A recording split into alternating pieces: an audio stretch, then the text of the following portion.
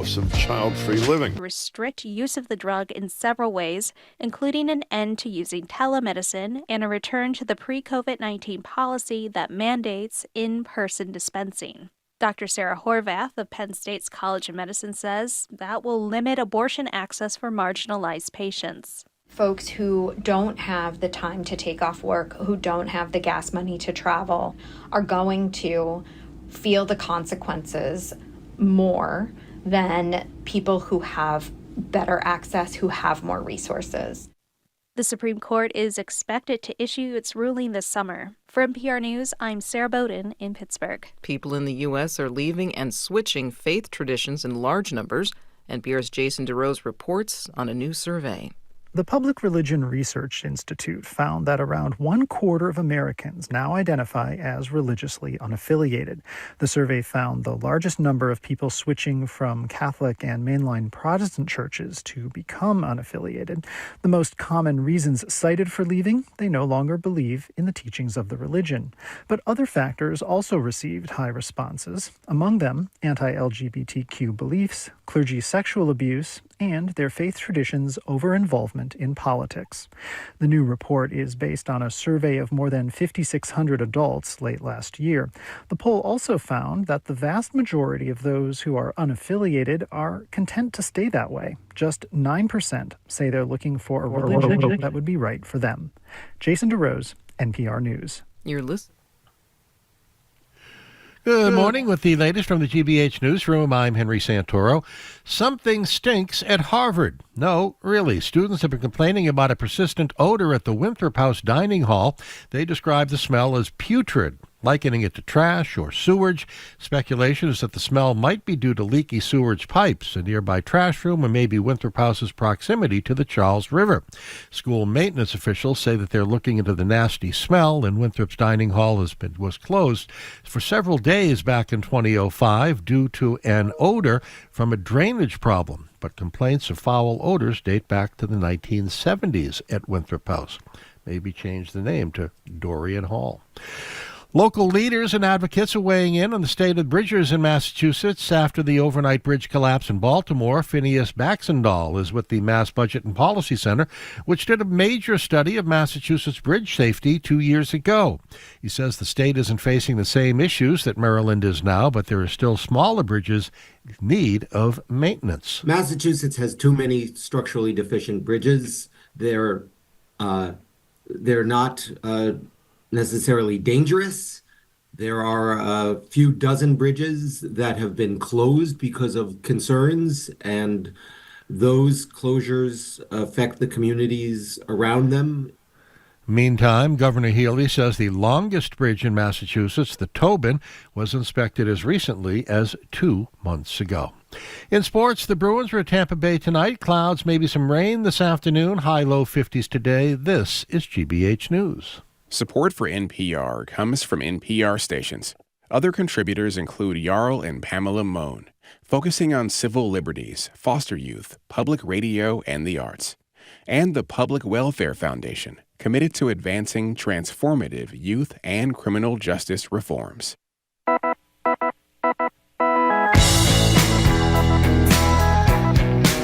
In Braude, I am Margery Eagan. You are listening to Boston Public Radio 89.7 GBH. We are broadcasting live from the Boston Public Library and streaming online at youtube.com/GBH News. Thank you very much, Jamie. That was very nice.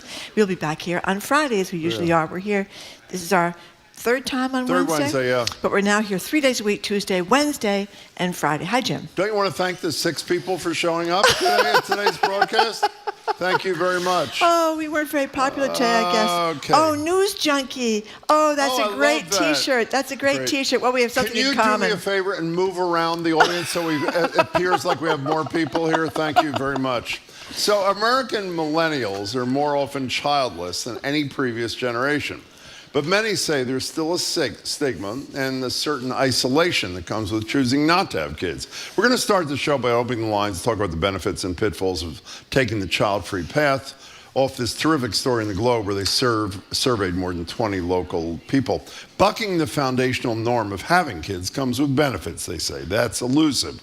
Alluring double income, no kids label That's DINK, a double income, no kids label, which I never heard of before today. The ability to live with more spontaneity, maybe actually afford a house in New England, spoil your pet cat. The primary motivations, climate concerns, economic concerns, political polarization. But some stereotypes and stigmas persist. One 2022 survey from Michigan State found that people perceive childless couples or individuals as selfish, having little stake in the future. They regret their decision later in life, outsiders say. So the lines are open at 877-301-8970 to call or text. I want to hear from you about your decision to have kids or not. If you're child-free by choice, we'd love to hear from you. And if you know people who are child-free, we'd like your perspective on what it's like for them. 877-301-8970. You know, there's some statistics in this Globe story that are stunning to me.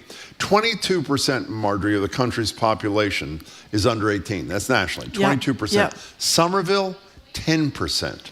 Cambridge, 12%. Boston, 16%. So this child-free alternative is being opted for, if that's the right terminology, to a much greater degree in Greater Boston. Well, because don't you think part of that is because it's so expensive to live here? I think it's exactly. They say that's one of the major concerns. People say in surveys. You don't get any help with childcare unless you got parents nearby or family members nearby, and the government isn't helping people subsidize childcare. Well, except that's not true. I mean, in fairness, not that it solves the whole problem, as Governor Healy talked about before. She's funding a decent amount more than has been funded before. It's still not adequate, and it's still a problem. Climate, as you talk about all the time, is a huge concern. Do you want to bring your kids up in an environment that could burn or freeze in their lifetimes? I mean, I get it. I get it. And the woman that won the Nobel laureate, I should have looked up her name before we get on here. Oh, the Harvard woman? MIT. I know who you mean. I can't remember. Anyway, she won the Nobel in economics, and one of her theses was that the big reason why women earn less than men is because once you have a baby, it's all over in the earning department. You might be able to compete in your 20s or even early 30s before you have children, but then it all goes downhill because there's 24 hours a day and somebody's got to take care of the kids. You know, I said DINK, a term I'd never heard before, the acronym double income, no kids. You know what DINK-E means? DINK-E means dual income, no kids yet. Yeah, exactly. Then we have DINK-WADs. Oh, I don't know that. What's that? Those are dinks with a dog. So it's DINK-WADs. Then we have SINKs. They're single income, no kids. And some dinks apparently prefer DINO for dual income, no offspring. By the way, we had the wrong school and we didn't know her name. Harvard's Claudia Golden is the person. Yeah, Thank sorry, you. I'm embarrassed about that. Sorry about that. I should have looked it up beforehand. Let's take some calls. 877-301-8970. I'd say it's a trend. It's a movement in America for a variety of reasons, going child-free, again, by choice. Jenna in a car. Hi. Hey, how are you guys? Excellent. Thank you. I'm the one who called in. I was rescuing a dog. I don't know. Oh, yeah, of course I do. I absolutely do. It's nice to talk to you again. Welcome. Yeah, thank you. So I am 55, and I was going to have children, but then I found a passion in teaching and research, and I went to graduate school when I was 30. And so I ended up not having children. And quite honestly, given the state of affairs in our country, I am very glad that I didn't have children. When you say state of affairs in the country, what particular state are you talking about, Jenna? Well, state of affairs with our government right now, state of affairs with the climate. Yeah. My PhD is in microbiology. I deal with antibiotic resistance and diseases all the time, and it's getting scary. So, again, just while I wanted to have children, in retrospect, I'm glad I didn't. We do dog rescues, so we are one of those, I can't remember what Margery calls them. But those are, no kids, dogs. DINK-WADs. DINK with W-A-D at the end, with a dog. Right. And you can add goats and sheep and chickens to that. Well, you know Hey, something, Jenna, thanks. Appreciate it. I'm sorry. Jenna, thank you very much for the call, but I think having dogs for a lot of people replaces having kids. They love animals, and I get why. You don't have to send most of them to college for $100,000 a and they year don't give either. you a hard time in the teen years. That's They love true. you unconditionally years. forever. Yeah, well, we all know what it's like to have Yeah, we teenagers do. in the house. We do. And this Globe story says some of the stuff you talked about, being untethered from the long-term financial, emotional commitment of a kid. Some people are also worried about passing on things in their family, medical concerns or psychological concerns. Maybe they've got issues themselves. They're worried about that genetic component.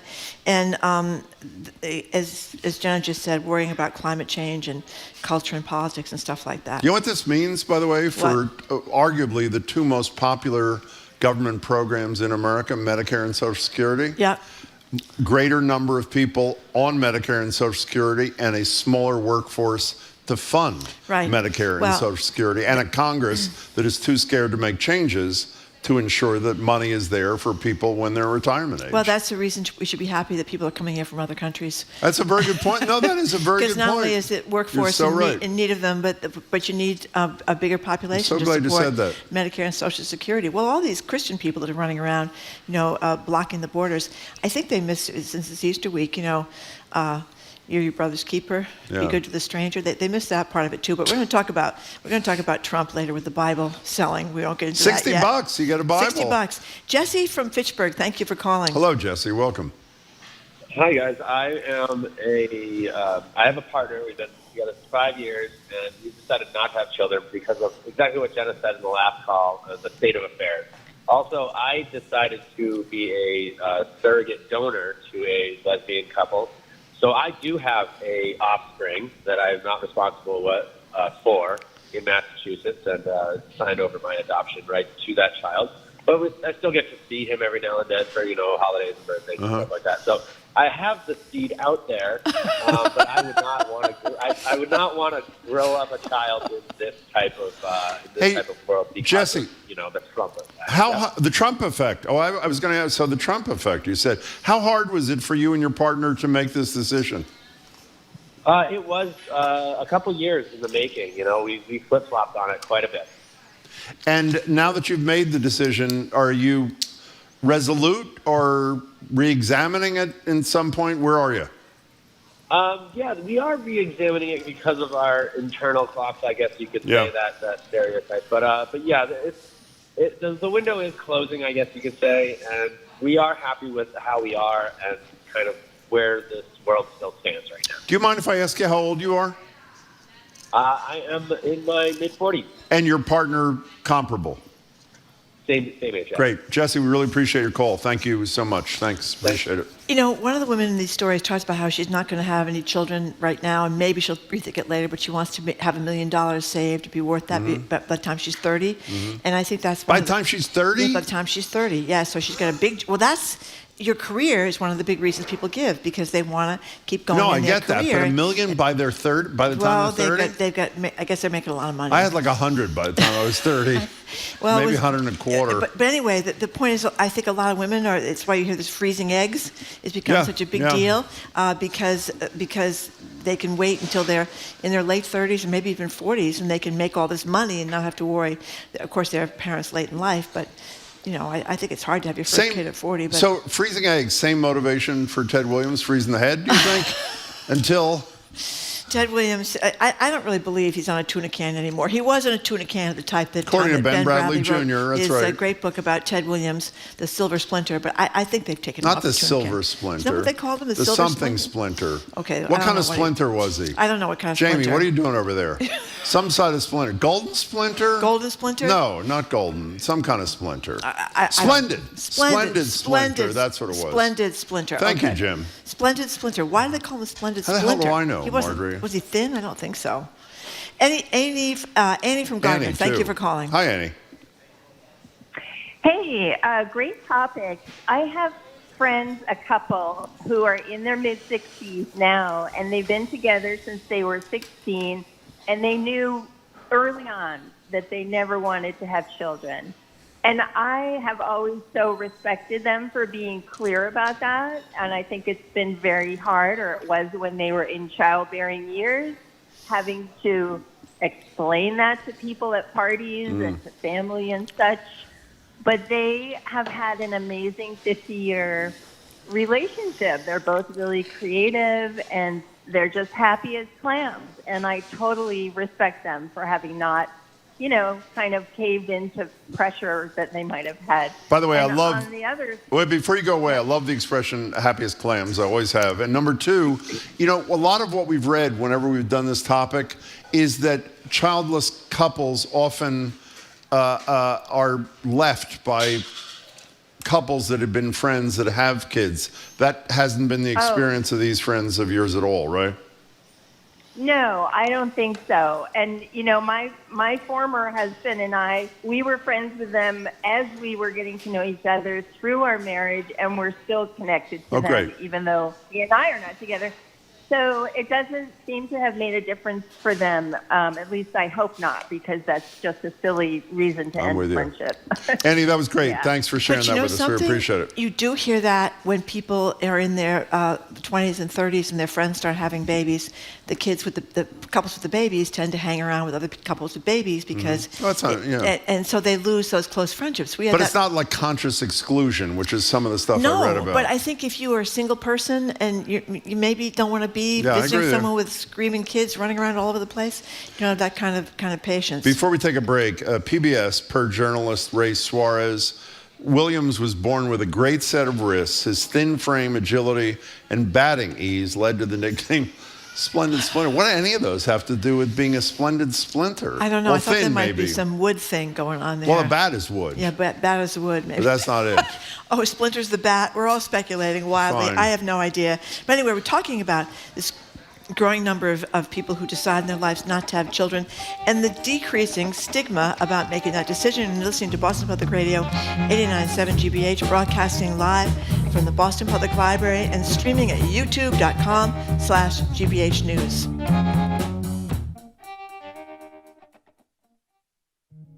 Think about it. For 3 hours every day, you get to hear thought-provoking conversations on local, national, and international issues for free. It only happens with your support, so please support your Boston Public Radio listening by calling 888-897-9424 or giving online at gbhnews.org. Okay, I have some exciting news. What is it? We always get asked about getting people smug mugs, and we don't have any more smug mugs. Well, you have a stash somewhere, but most of us don't have any more smug mugs. Well, now we have a new mug. Jim, tragically for some of us, is looking slightly less smug than I know you do it. on It's the other. less smug. It's a less smug mug. Yeah. It's the smug light, I guess we could call this. Smuggish, I think. Yeah, the smuggish. You still look smug. I do, thank but not you. as totally and completely unadulterated smugness. Can I hold this up? Can we get this on camera here? Go ahead. See if we can do this. You Keep have a talking. tie on, which I haven't had a tie since I quit the TV show. But anyway, there he is looking. I do look fairly smug. Actually, I do look fairly smug. There is a smugness, but it's not the complete and total smugness we had before. But nonetheless, if you've been trying to get one of these smug mugs. So fourth iteration, by the way. Do you know that? It's the fourth iteration. They're very popular. They're very popular because, Thank you. and the other ones you really do look very, very smug, and it's kind of a big joke. Appreciate it. It also has the GBH and BPR logos on it, with boxes checked for verifiable and reliable, undeniable. That, I guess, would be GBH, and maybe sometimes you and me, Jim. It's black, 15 ounces, IMAX style mug. You can get that for $10 a month. That is a sustainer membership. That is our best kind of membership because you can certainly get more than that if you can, but that's our best kind of membership because it allows our budget people to plan what we got for the year. So the smug mug is today, 888-897-9424, gbhnews.org. Are we able to get this on the whatever you call that, the stream? The camera. There it is. That is me. Yeah. I mean, that's sort of smug. Yeah, there is a smug thing. And then there's Margery looking fantastic right there. Yeah. And then I have to say, I think we have to be honest because we are on the radio. Verifiable, I don't think so. Reliable, I mean, we're on every day 11 to 2, so I guess, yes. Undeniable, I would say that is totally not true. Nevertheless, that's all on there. And by the way, you know what's nice about these mugs? I don't know who picks these out. Maybe somebody. One, they look nice. They look nice. Other than my smug they're face. Great for coffee. Secondly, the heft is nice. Heft. They're really good. And how many people have said to you, I drink with my whatever hand every day. And why do they drink out of their whatever hand? Because they can face you rather than me. The smug. I didn't have as much makeup on as that one. I don't think I look as good. I think you look quite fine. But it's okay. I was really dolled up for the previous mug. But the thing is, Jim, you can complete your collection with this mug. And some people want to have a complete collection. I have a complete collection. 888-897. That's good, Jim. 888-897-9424 or gbhnews.org.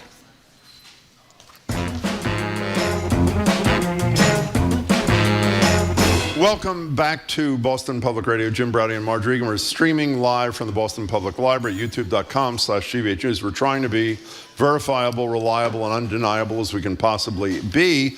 We're talking about a growing number of people in America who are deciding to remain child-free. The number is growing pretty exponentially. And as I said at the beginning, the number of people who have chosen to go child-free in places like Somerville, Cambridge, and Boston itself is dramatically higher than the national norm, whatever that means. Let's go to one of my favorite places on earth, Truro.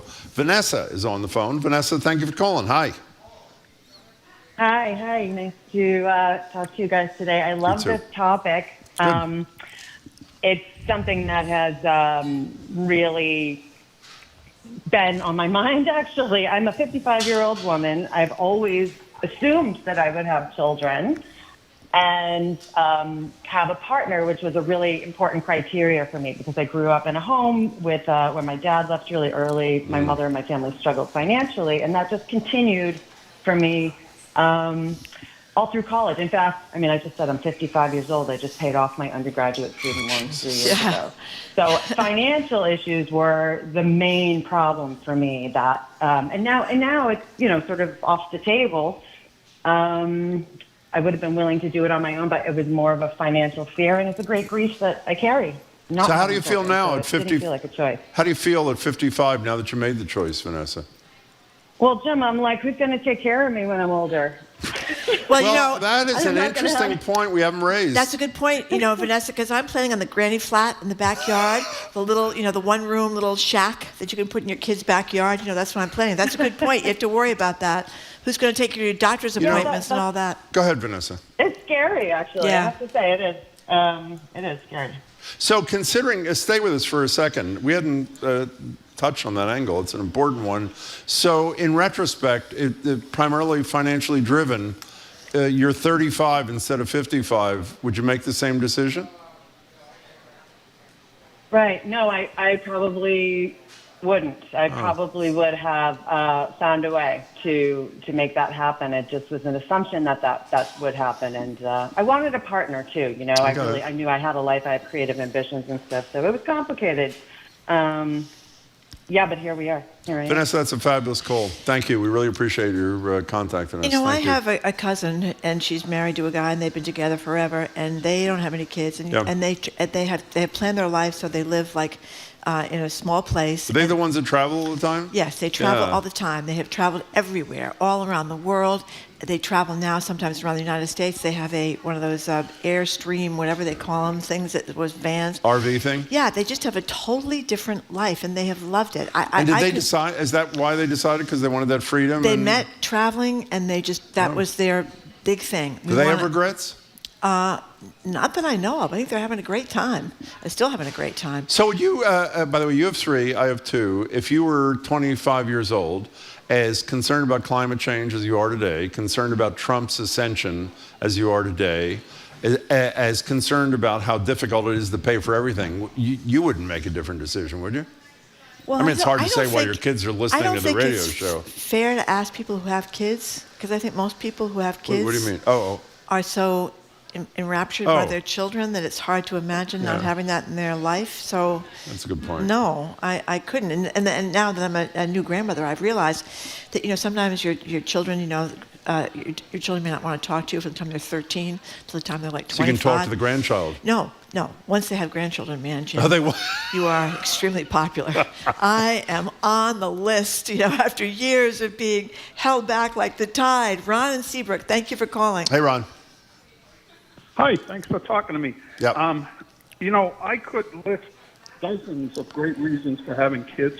I'm a recent new grandfather myself. Congrats.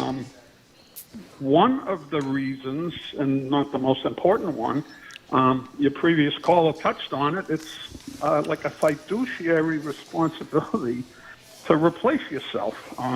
The ratio of Social Security recipients to working younger people is going to become critical if it hasn't already. Well, one of my favorite talk show hosts, that'd be me, mentioned that point about 20 minutes ago. It is a real problem.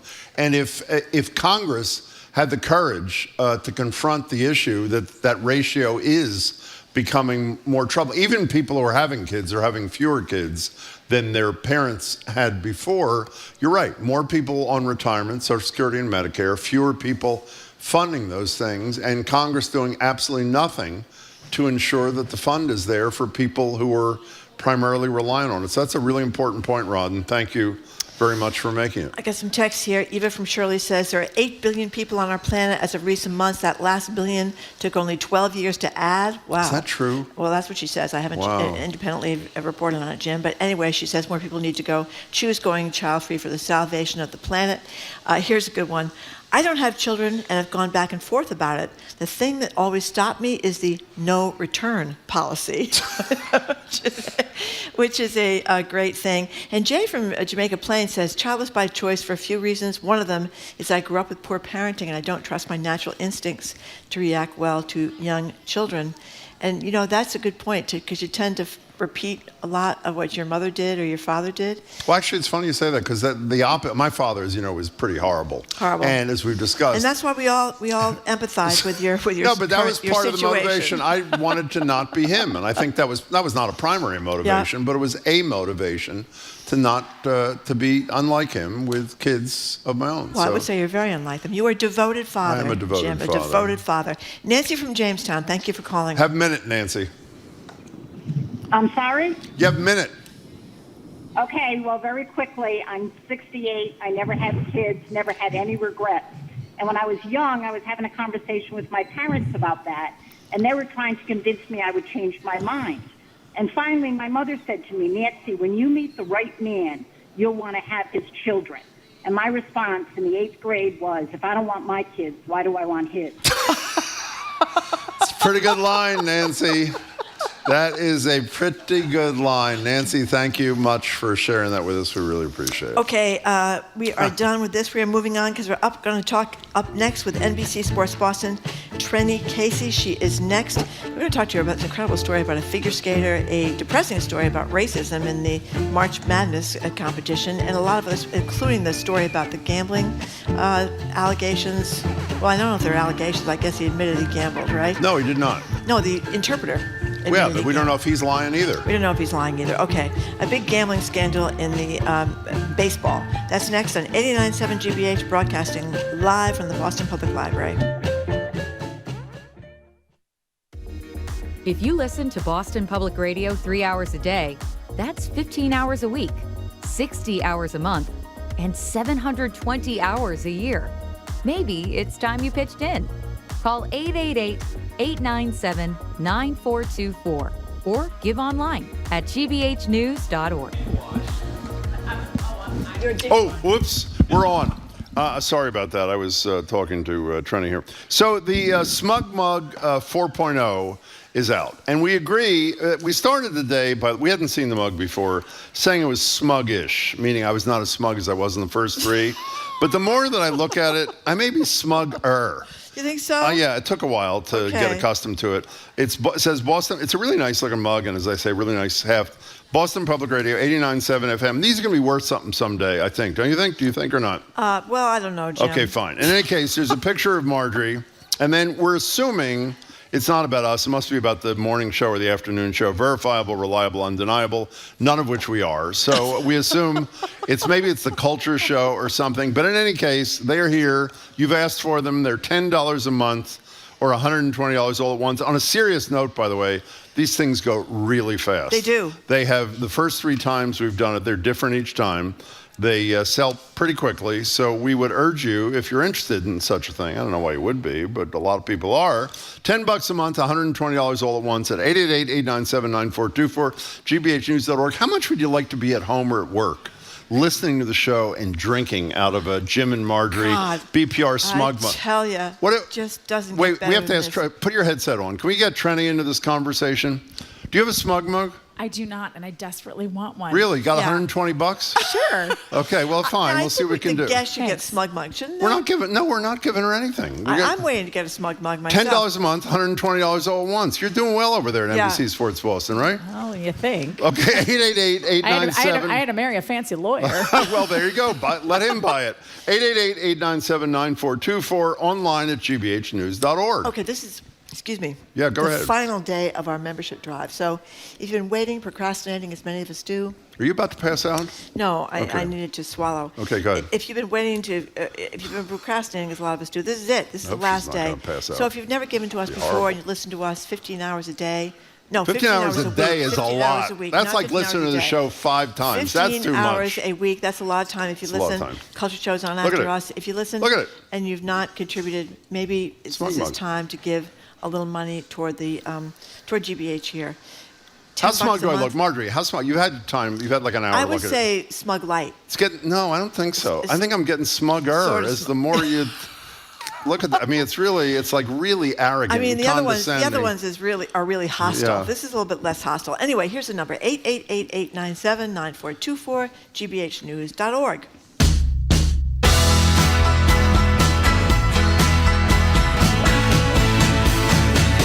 Welcome back to Boston Public Radio. Jim Braude and Margery Eagan. We're live at the library, streaming at youtube.com/GBH News. We're joined now by a woman who does not have a smug mug, Trenni Casey, anchor reporter for NBC Sports Boston. Hello, Trenni. I also have no children. Oh, that's right. Child-free by That's choice. right. That's right. Do you feel stigmatized? Or Yes. Do you Do you Yes, really? Yeah. Very much so. In fact, when Sean and I said I had to marry, I wanted to marry my lovely husband. He's wonderful. When I got married, when we got engaged, a lot of people asked if we were going to have kids, and I had like close friends sort of push me on it. Well, why wouldn't you want to have kids? It's not too late. You can still do it. You could freeze your eggs. You could do IVF.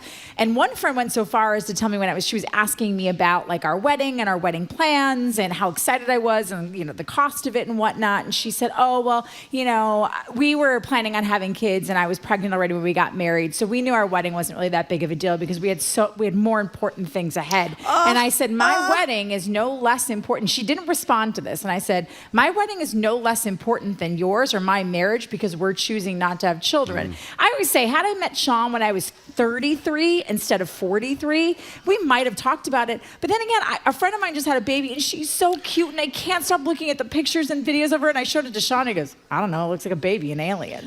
Like, How are you with this, though? I don't know if you ever asked you. How are you? Are you okay with this? The decision that you've Oh made? yeah, You are? totally. I love, Okay. and you know what? One time I did.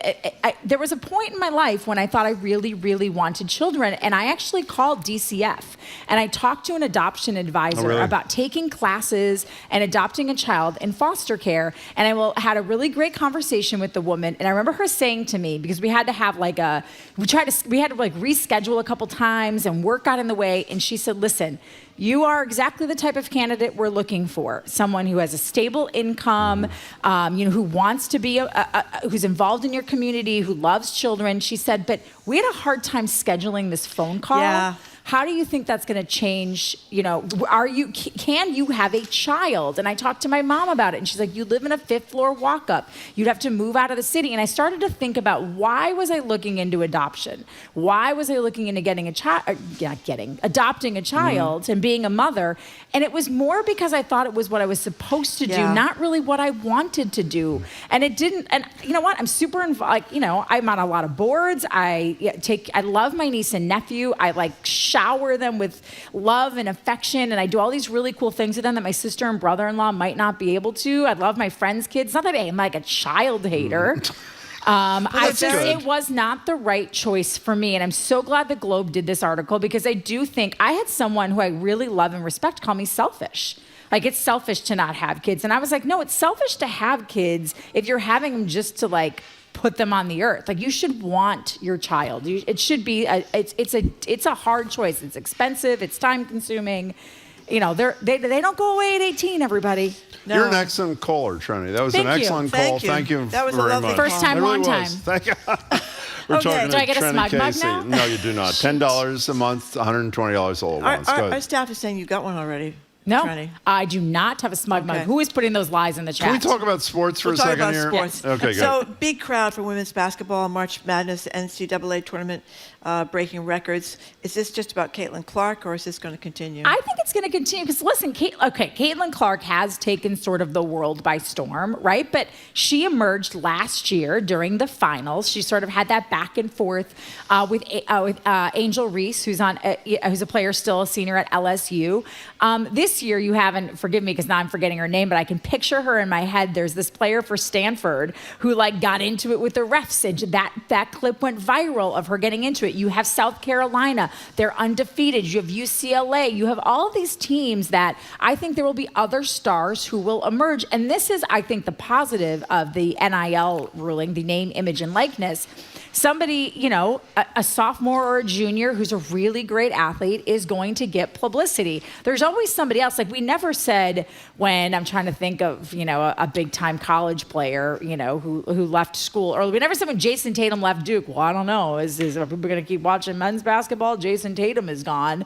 No, there's always somebody else behind them that I think can take the spotlight and keep the momentum going. But you were reiterating or saying better what I said to you last week, asking a similar question to Margery's. We got to know Caitlin Clark last year. I mean, they didn't win the national championship. Yeah. They were in the finals. You got to know her, got to admire her, and then she came back. And as we discussed last week, the Jason Tatums don't come back. If you're really good, you get 1 year. You learn who they are, unless you're a fan of the team in March Madness, and then they're gone to the pros. When you left? 20 or something. 19, I mean, it's just 19. unbelievable. I mean, he's only 25 or 26 now, and he's been in the league for 7 years. So this woman, I had never heard of this woman, Mulkey, Kim Mulkey. Oh, Kim Mulkey? She's the coach of the national championship LSU team. Yeah.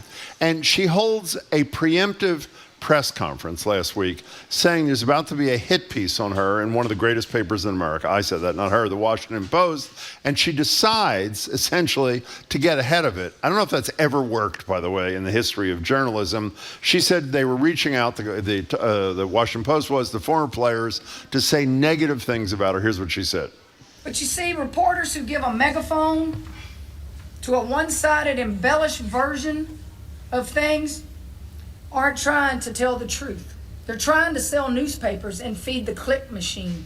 This is exactly why people don't trust journalists and the media anymore.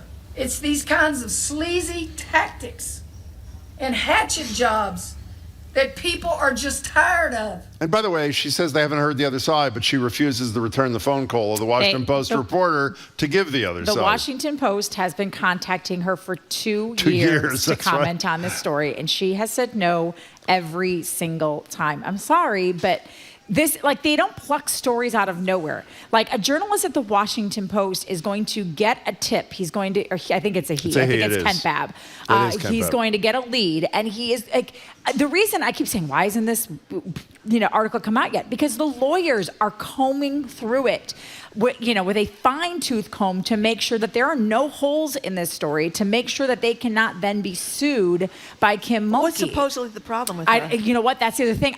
You can't. There's no real speculation. It sounds like abusive to players. Abusive to some players. Okay. Yes. It sounds like there's another maybe what happened at Harvard with the hockey coach. There is something going on. Yep. And she is known as a big personality. She wears these crazy, wild outfits. She's very animated on the sidelines. She benched Angel Reese this year for 4 games, which she would not say why. It was conduct detrimental to the team. So she's a controversial head coach. And you know what? When you're and you're a national championship, and somebody made this great point. I think it was Jane McManus, who used to work at ESPN. She said, hey, ladies, you want to be treated like every other sport and every other athlete? This is what happens when you exhibit bad behavior. Journalists look into it. Can I say one more thing about this before we take a break? One of the things she said in her press conference, and I actually watched the whole, I have no idea why, after the fact on tape. One of the things she said is she doesn't trust him because of the hit job that the same journalist at the Washington Post did on another coach at LSU. The head football coach, right? Brian Kelly, who's from Everett, Massachusetts, by the way, coached at Notre Dame, I believe. Yes, he did. Yep. Here's the hit job. I read the piece afterwards. It was a piece when he was signed to a $100 million contract over 10 years. They compared him making $10 million a year to a guy who worked at LSU who made something like $15,000 to $20,000 a year. And it was talking about wealth and equity. He's a white guy. The worker was a black guy in an overwhelmingly black community, and they did a really interesting piece about that, which was a hit job on. And by the way, he wasn't criticizing Kelly. No. He was just saying this is the decision LSU makes to pay this guy. It was criticizing LSU, exactly, not Brian exactly. Kelly. And so that was the example she gave of why she wouldn't do it. But I think we're going to see the piece apparently in the next couple of days, so it's worth knowing what she had to say in advance. And she did herself a disservice. Exactly. People might not have paid attention to this story, and now everybody is like refreshing their Washington Post app to see what they say. Ooh. We got to take a break. Okay, we're going to take a break. When we come back, we're going to keep talking to Trenni till the top of the hour. We're going to talk to her about that scandal in baseball I referenced. Up next, you're listening to Boston Public Radio 89.7, gambling scandal, I should have said. We are broadcasting live from the Boston Public Library and streaming at youtube.com/GBH News. Boston Public Radio, live local conversations every day, brought to you by listener support. Now it's your turn to keep the conversation going with an ongoing contribution in any amount. Please sign up as a sustaining member during our spring membership drive. Call 888-897-9424. Okay, so here's online at gbhnews.org. Sorry to talk over you, coworker there. Smug Mug is out. Number 4 Smug Mug ever. They are fairly popular. They're very popular items, by the way. And by the way, part of it, I'd like to say it's us. How great is a good mug? I mean, if Mugs are great. Mug has the right weight and the right feel in your hand, it's has to really be microwavable, which this is. Which is really why it's so weird that Trenni apparently has none, even though she's been on the show for years. But that's her choice. One. Another choice she's made. So for $10 a month, one of our staff members is willing to give her one because she doesn't want to have us kind of invading. Well, we're not doing that. Invading. We're not doing it. It's $10 a month, $120 all at once, and you call 888-897-9424, gbhnews.org. I have to say, even today with the Smug Mug, it's a great thank you gift from us, I think. But you should give, if you give, because you care about what our colleagues and we are doing on the station, from morning edition to the afternoon show, the culture show. There are a lot of great things happening here, all of which cost money. And as we've said to you repeatedly during this pledge drive, by the way, it's the last day, should have said at the pledge drive, 70% plus of our budget comes from listener support. That would be you.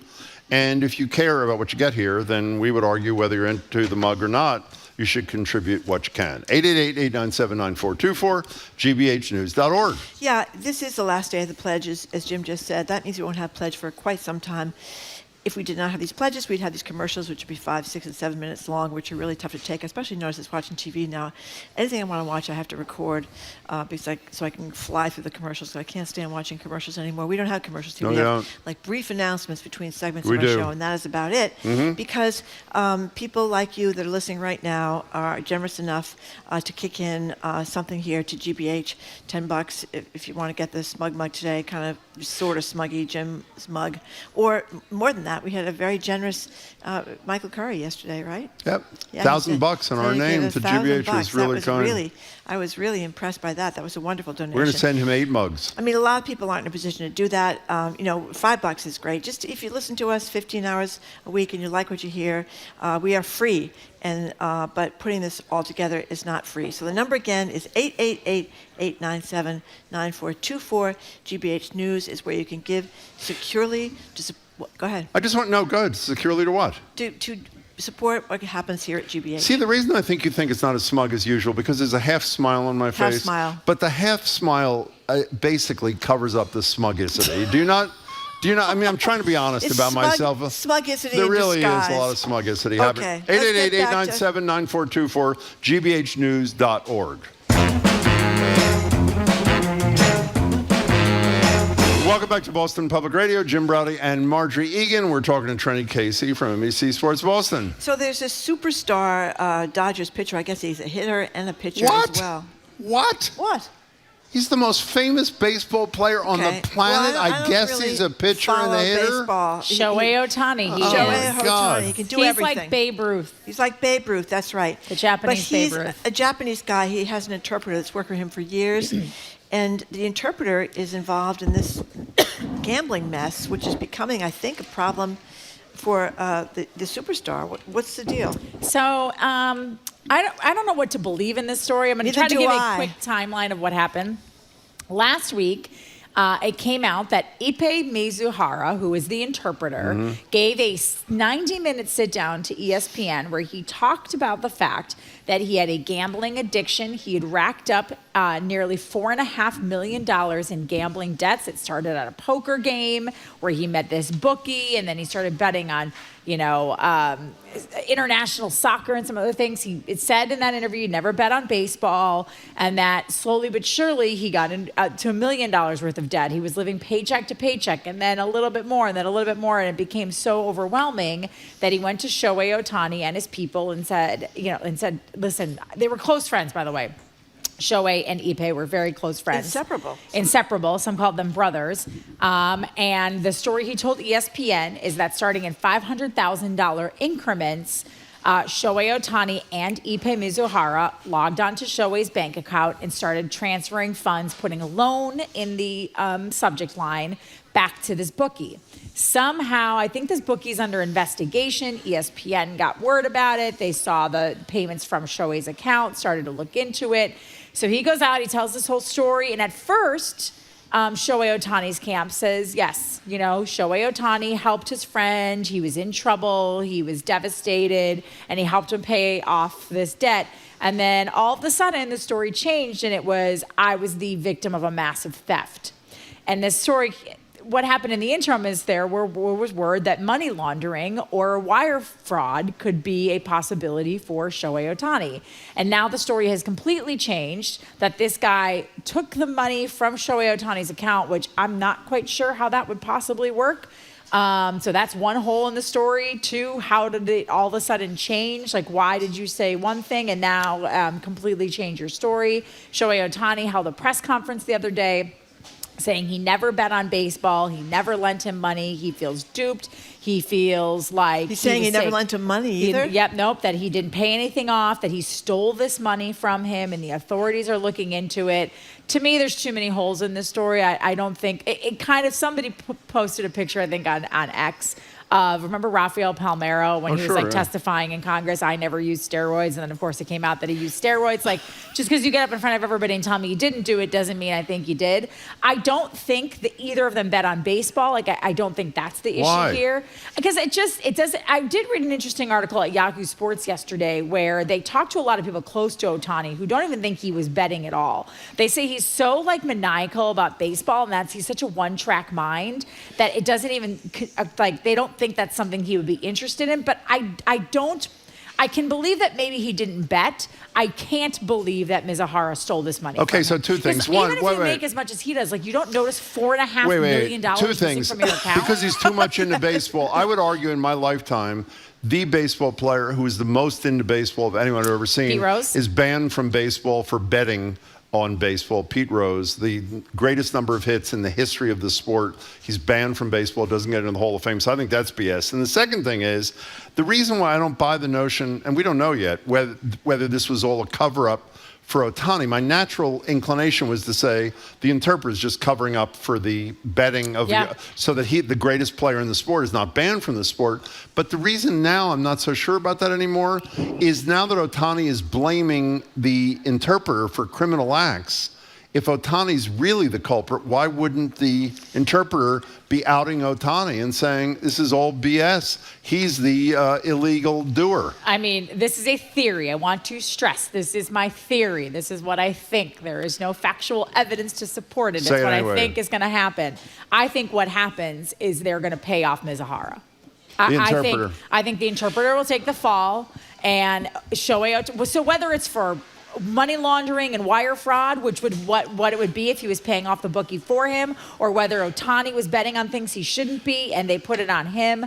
I think that's what's happening here. Is the reason this guy is willing to take the fall is because Ohtani's like, listen, I'm about to get paid a boatload of money. I just signed an $800 million contract with the Los Angeles Dodgers. Over the X amount of years, I'll put $20 million in your account. You'll be set for life. But you got to take this fall. Let me just say, for those, I just realized when Margery at first didn't know who he was, and you this is not a criticism. Didn't know the details. I was assuming because he is arguably the second coming of Babe Ruth. Yeah. Nobody hits as well as he does and pitches, and he's a great pitcher as well. So arguably the greatest player of our generation, maybe ever, some people think. And so the issue is not just one baseball player who may have bet and may have violated the rules and maybe gets banned.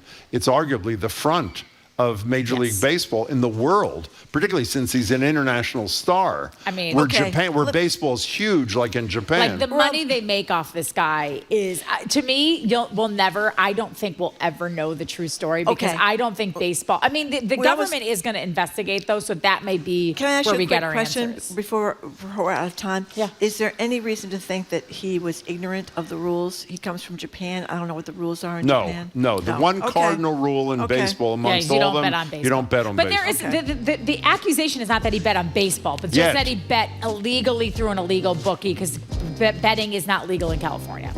Who? The interpreter or whoever bet? That's the story, is that they did not bet on baseball. Okay. All right, coming up after the new news, national security expert Juliette Kayyem. She's going to talk to us about that horrible bridge tragedy down in Baltimore. The latest in, we're talking about the Trump in the Bible with her, are we not? Or is that Shirley? No, that's Shirley. That's Shirley. You have to wait for Trump in the Bible, but we are going to talk to her about the Supreme Court oral arguments yesterday involving the abortion drug mifepristone, and more news. Juliette Kayyem next. You're listening to Boston Public Radio 89.7 GBH, broadcasting live from the Boston Public Library and streaming at youtube.com/GBH News. Our thanks to everyone who's already given during our spring membership drive. If you have yet to give, well, it's almost over. Please make your contribution to GBH and help pay for your future GBH listening. Easy to give online at gbhnews.org or by calling us at 888-897-9424. Good morning to you. I'm Mark Cohen, joined in the studio today by Zach Finn. Support GBH and get the brand new Boston Public Radio Smug Mug. This is a limited offer for this being the last day of the membership drive here. The mug features a handsome picture of Jim and Margery with boxes checked for verifiable, reliable, and undeniable, along with the GBH Boston Public Radio logos. So go ahead, sign up as a sustaining member at $10 a month and show you're a fan of BPR with the newest edition of the Smug Mug. The deadline is coming up here rather quickly, 7 o'clock. You can also give $120 all at once if you like. gbhnews.org or 888-897-9424. And we're having a good morning on this last day of our membership drive. This hour, we're asking for 15 contributions by noontime to help us wrap up this hour in great shape. 15 contributions. The giving just takes a couple of minutes of your time. We hope you'll take these few minutes right now while we're taking a break to go to the phone or go online with your support. All gifts really do make a difference on this, the last day of our spring membership drive. You can give online securely at gbhnews.org or call us at 888-897-9424. You listen to GBH because you get the facts. We get the story right, and we offer insight and context to the important issues in Boston and beyond. Listener support is the foundation of everything that you hear, and your support is more important than ever. I'm asking, if you can, to become a sustaining member to support your future GBH listening. The news won't let up, and neither will GBH. gbhnews.org or 888-897-9424. A reminder that we're debuting the brand new BPR Smug Mug today. It's a special offer, $10 a month on our Sustainer plan or a one-time gift of $120. It's for today only at 7 o'clock tonight when our fundraising efforts end. That'll be your last chance to get the Smug Mug, and it is a doozy, more smug than ever. We got a picture of it for you when you make your contribution online at gbhnews.org or just go ahead and call us 888-897-9424. The membership drive is almost over. In fact, it's ending tonight. You've probably been meaning to make your contribution, but you just haven't got around to it yet. Well, this is your chance to get it done. It just takes 2 minutes to give, and when you do, you're going to feel great about doing your part to keep GBH on the radio in Boston. All gifts are welcome at gbhnews.org. You can always give us a call, 888-897-9424. We do want to encourage you to consider becoming a monthly sustaining member to GBH. It really is the preferred way to support all the news and information you get from us here every day.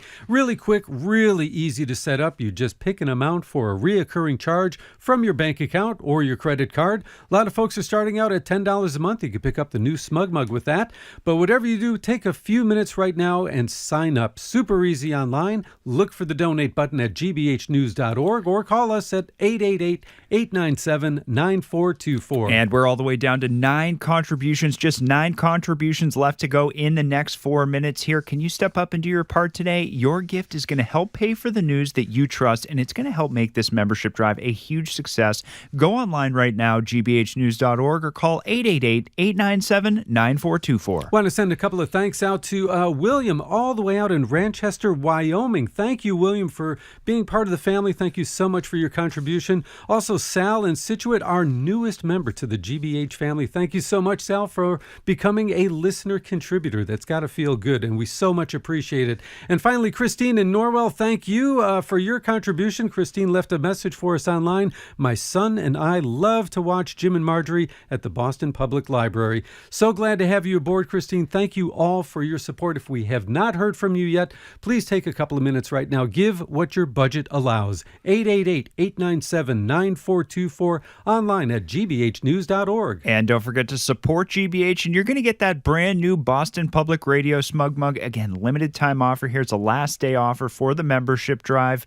Jim and Margery are looking fabulous with just the right amount of smug, I might add, on this really sharp looking black mug. Sign up as a sustaining member at $10 a month. Show you're a fan of BPR with the newest edition of this Smug Mug here. Again, that deadline rapidly approaching 7 o'clock, so get online, gbhnews.org, or start that call right now, 888-897-9424. And to finish up this hour super strong, we're looking for just 6 more contributions to go. 6 more contributions in the final 2-ish minutes of the hour. It'll help us wrap out the hour strong. These final hours of our membership drive, it's a big push so that we can be financially in great shape to continue bringing the news and information you rely on each and every day. 6 more contributions. We hope one of them is yours. 888-897-9424, gbhnews.org. GBH depends on listener support for a little more than 70% of our operating budget. Your contribution now is more important than ever because it means we can continue to keep the station on the air and make our quarterly payments to NPR.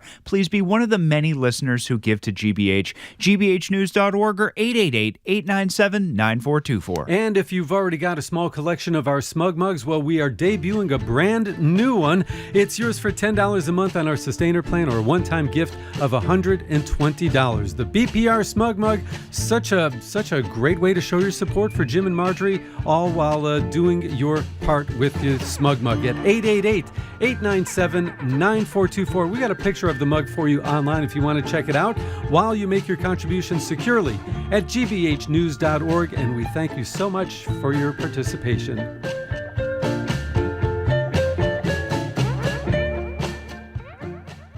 Our programs are made possible thanks to you. And Liberty Mutual Insurance. Liberty believes progress happens when people feel secure and exists to help people embrace today and pursue tomorrow. Learn more at libertymutual.com. And Babson College. Students can gain the know-how to become a successful leader at the #1 graduate school in entrepreneurship, ranked by U.S. News and World Report. Virtual open house April 17th. babson.edu/grad open house. Trusted, local, news. You're listening to 89.7 WGBH, HD1 Boston, online at gbhnews.org. GBH News with NPR. What matters to you. I'm Jim Braude, head on Boston Public Radio, live from the Boston Public Library. All eyes are on Baltimore as authorities figure out what's next after yesterday's bridge collapse. We'll get reaction and reflection from security analyst Harvard's Juliette Kayyem. Then we're looking to the sun, not directly, of course, with Sky and Telescope's Kelly Beatty. Everything you wanted to know about next month's solar eclipse, but we're too afraid to ask. Young explores the One Public Radio 89.7 GBH.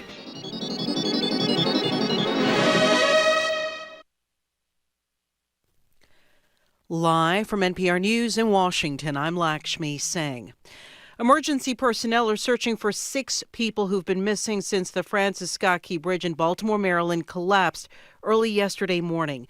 Diplomats from Mexico got a support pillar to the bridge. Just before that, the ship's crew reported loss of power.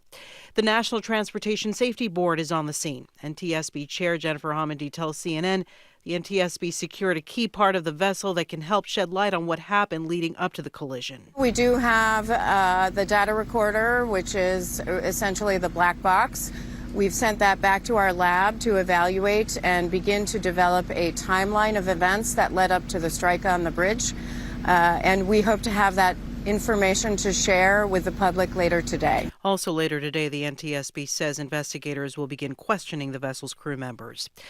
Political analysts are weighing in on former President Donald Trump's strategies to attract through the Jewish American community and Washington when he said Jews who vote Democrat hate Israel. It's not the first time Trump has dabbled in what critics say are anti-Semitic tropes. Norm Ornstein, a senior fellow at the Conservative American Enterprise Institute, says the language reflects how far Trump is willing to go to try to pick up Jewish voters. The idea is that if Jews care about Israel, they're going to want to go for the strongest supporter. Trump also likes to point out his work on behalf of Israel, including moving the U.S. Embassy to Jerusalem. But a large majority of American Jews continue to support Democrats. Franco Ordonez, NPR News. Chinese leader Xi Jinping made a pitch to U.S. business leaders during a rare meeting with them in Beijing today. He reassured them China's economy is strong and its opening to outside world will not stop. Here's NPR's John Ruwich. Xi's meeting with around 20 U.S. business figures comes at a time of uncertainty, not only in China's fraught official relationship with the United States, but also with foreign businesses. Many have lost confidence as the economy has faltered, and the government emits what many see as mixed signals about the degree to which China still welcomes them. Xi addressed both concerns, saying China's economy has not peaked and its prospects remain bright. He also said China and the U.S. need more cooperation, not less, and that the two countries' respective success is an opportunity for the other. Xi's charm offensive comes as Beijing tries to stabilize its ties with the U.S. and rev the economy back up. John Ruwich, NPR News, Hefei, China. The Dow is up nearly 200 points. This is NPR News. Good afternoon. With the latest from the GBH Newsroom, I'm Henry Santoro. Moments ago, the noon deadline passed for offshore wind companies to submit their bids for multi-state projects in Massachusetts, Connecticut, and Rhode Island. Vineyard Offshore, one of two developers behind the newly operational Vineyard Wind project, has proposed a new 1,200-megawatt project. The new effort, called Vineyard Wind 2, would be 50% larger than the original Vineyard Wind and would be located in a separate area of the ocean about 29 miles south of Nantucket. Alicia Barton is the CEO of Vineyard Offshore. She says that Vineyard Wind 2 would stage construction and maintenance out of Massachusetts, fabricate steel components in Rhode Island, and bring power ashore in Connecticut. Together again and show that there's a good footprint for this project to create good paying union jobs in all three states. Massachusetts is expected to post all of the bids online in the coming days. A group of North End restaurant owners say they'll close their businesses for a couple of hours tomorrow afternoon. The Herald says they'll use that time to see if Boston Mayor Michelle Wu will beat with them in their attempt to overturn the outdoor dining ban placed on the neighborhood. North End is the only neighborhood in the city to have no outdoor dining outdoor dining restrictions, with the mayor saying it's because of the narrow streets and high density. That's what makes the rule necessary. Bruins at Tampa Bay tonight. Clouds, maybe some rain this afternoon. High 50s today. This is GBH News. Support for NPR comes from NPR stations. Other contributors include TimberTech, transforming landfill-bound waste into sustainable PVC and composite outdoor decking products designed to look like real wood. More at timbertech.com. Everything wood should be.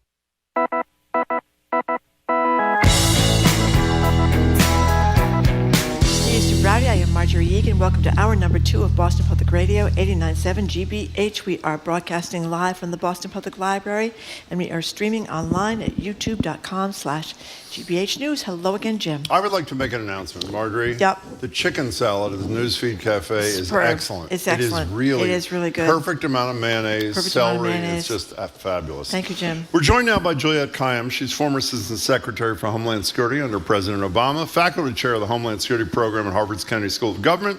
Her latest book is The Devil Never Sleeps, Learning to Live in an Age of Disasters. Hello, Juliette. Hello. Hello. Hi, everyone. Juliette, we read your terrific piece in the Atlantic about the collapse of the Baltimore Bridge. Apparently, you know what it is? You're going to lift your microphone up a little bit higher. Juliette's having trouble with the microphone.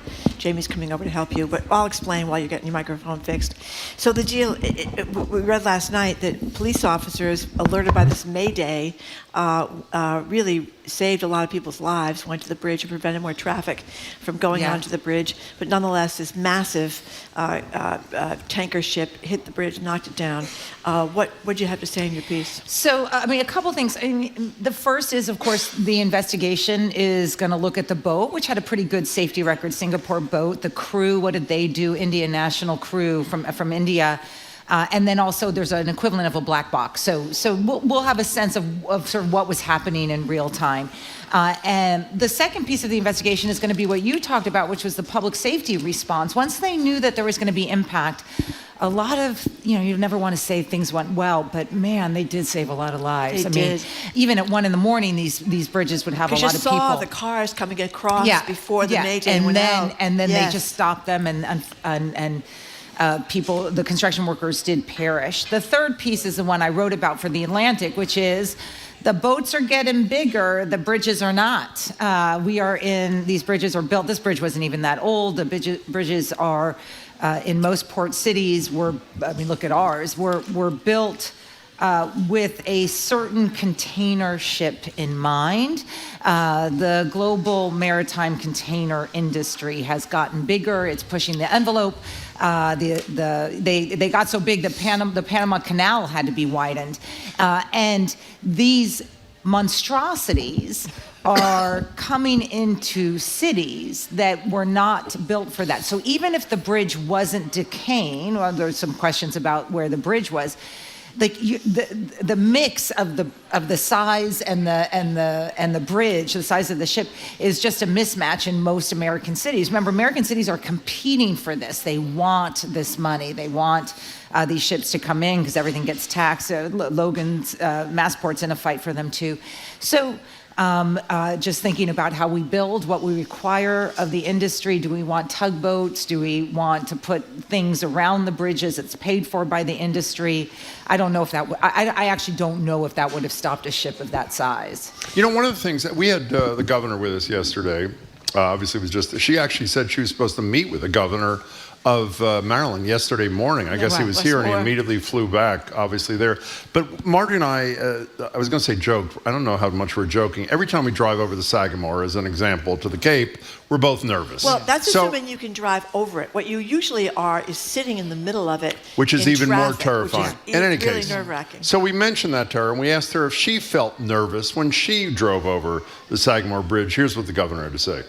No, it is. I'll tell you, Sagamore Bridge has been inspected and it has been labeled structurally deficient, which is why we want the bridges replaced. That said, structurally deficient doesn't mean unsafe, because what happens is when there is that designation, there was work immediately done to ensure safe passage. But it doesn't take away from the fact that we actually need to have these bridges replaced. So our colleagues looked up this morning. 1933. There's 644 structurally deficient, that's a term of art, bridges in Massachusetts. That's 1 out of 12. In all fairness to Governor Healey, she's not the first leader who has said the terminology is not as scary as the reality. Is the reality as scary as the terminology? I think the bridges in America, bridges in Massachusetts. The way you have to think about it now is not every bridge is the same. So if I'm looking at where do I want to invest my money, if you're the governor or a president, it is what are your high consequence bridges. They may not even be the bridges that have the greatest amount of vehicular traffic. Although Sagamore would be relevant, it would be if this thing goes down, do we have alternatives? So I can name after 3. The fact. After the fact. So we don't, so it takes 7 years to build what's the JFK bridge, the bridge that comes over Cambridge, over the Charles River onto JFK Street at Harvard, in Harvard we have no Square. Idea. I forget. So, and it took 6 years to rebuild that thing. Yeah, I forget. But it's not, maybe it's Elliott. So, It's a nice bridge, but I'm not going to worry so much about that one as compared to the high impact, high consequence ones. And we have a couple in this state. So we should stop playing politics and making everyone happy, and we should make the most people happy, which is we need to drive these critical infrastructure dollars that are coming out of DC towards where the impact to the Commonwealth overall will be greatest. Instead, we are passing out a little bit here, passing out a little bit here. This is where the governor actually can control in terms of high priority, high risk investments. So I just want to mention, we talk about the world we live in with conspiracy theories. Within hours of this whole disaster in Maryland, there were all these verified accounts on X, it used to be Twitter, with conspiracy theories. One said that DEI caused this collapse. Wonder whether the company that ran the thing. Well, can I just read that. I just want to finish. It was Jewish people. Israel had something to do with it. Of course. Then Alex Jones, who became famous and infamous because he said that Sandy Hook didn't happen. He and this guy Andrew Tate, he's one of these big right-wing influencers, said it was a cyber attack by foreign agents. The collision was deliberate, and World War III has already started. I mean, what is up with these people? I mean, part of it is does not give them more oxygen. I mean, they just are going to create this conspiracy. I know, conspiracy theory. But I do want to say one thing: think nothing of the different. I mean, this shows how parochial people are. The global maritime industry has brought you your chicken salad. Right? I mean, it's like, you know what I mean? It's like we love this industry. The fact that it's a Singapore ship, an Indian crew, a Baltimore port is bringing you your plastic salad holder, and so its reach around the globe is actually a form of diplomacy. We are completely dependent on this. We want it to work. And so it's just showing the sort of belly button looking of the conspiracy theorists to think that Singapore, India, and Baltimore should not be connected. They're absolutely connected to your chicken salad. Because I've gotten it right there. Let's go to Washington. Here is, obviously everybody knows the mifepristone case was argued before the Supreme Court yesterday. Erin Hawley, the lawyer for the challenger. Hawley. Yeah, I didn't say that today because I felt, I don't know, well, whatever. Say it. Okay, is arguing that doctors who Imagine object... that household dinner table? Is arguing that doctors who object to abortions haven't been able to do so in emergency settings and are forced to perform medical procedures they object to, which is why they're bringing this case. What you're going to hear is Justice Ketanji Brown Jackson, let's call it pushing back. As the FDA acknowledges, many women do go to the emergency room. And if we just think about what that might look like, take Dr. Francis.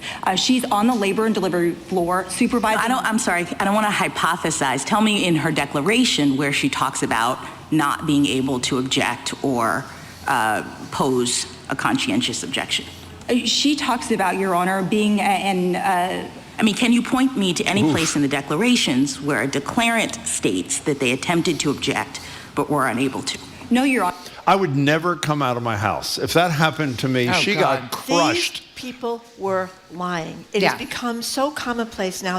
This doctor that I saw her on television last night, she's talking about how she had to race to the delivery room because these women were coming in droves, which is a lie. Yeah. But what they're doing is nothing different. The woman's already taken the mifepristone. You can object if you have moral objections to abortion, or you don't have to do it. If you have moral objection to mifepristone, you don't have to do it.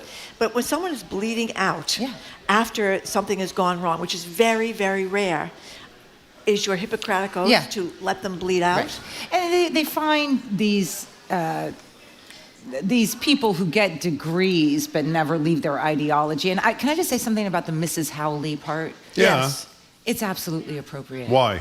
Because she's using his connections, his authority for the megaphone that she now has. Okay. And he's the senator from Missouri who, as Margery said yesterday, did the clench fist to the January 6 people and then was running like a little scared dog when they invaded the building. So I am all for independent women having their own careers. Okay. These, it's like talking about Clarence Thomas's wife. Like they are not existing outside the apparatus notice that Well, their she's an husband insurrectionist on her own, though. exists I for them. agree. And I'm like, Okay.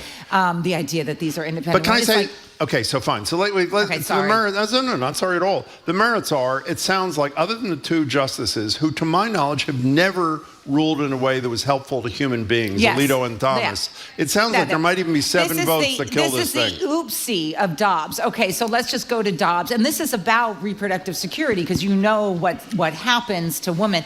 The oopsie of Dobbs is they got what they wanted, and they are looking at the world and realizing lots of people don't like us. You know how I feel about the Dobbs vote. You know how I feel about what's about to happen in 2024, and I hope I'm proven right.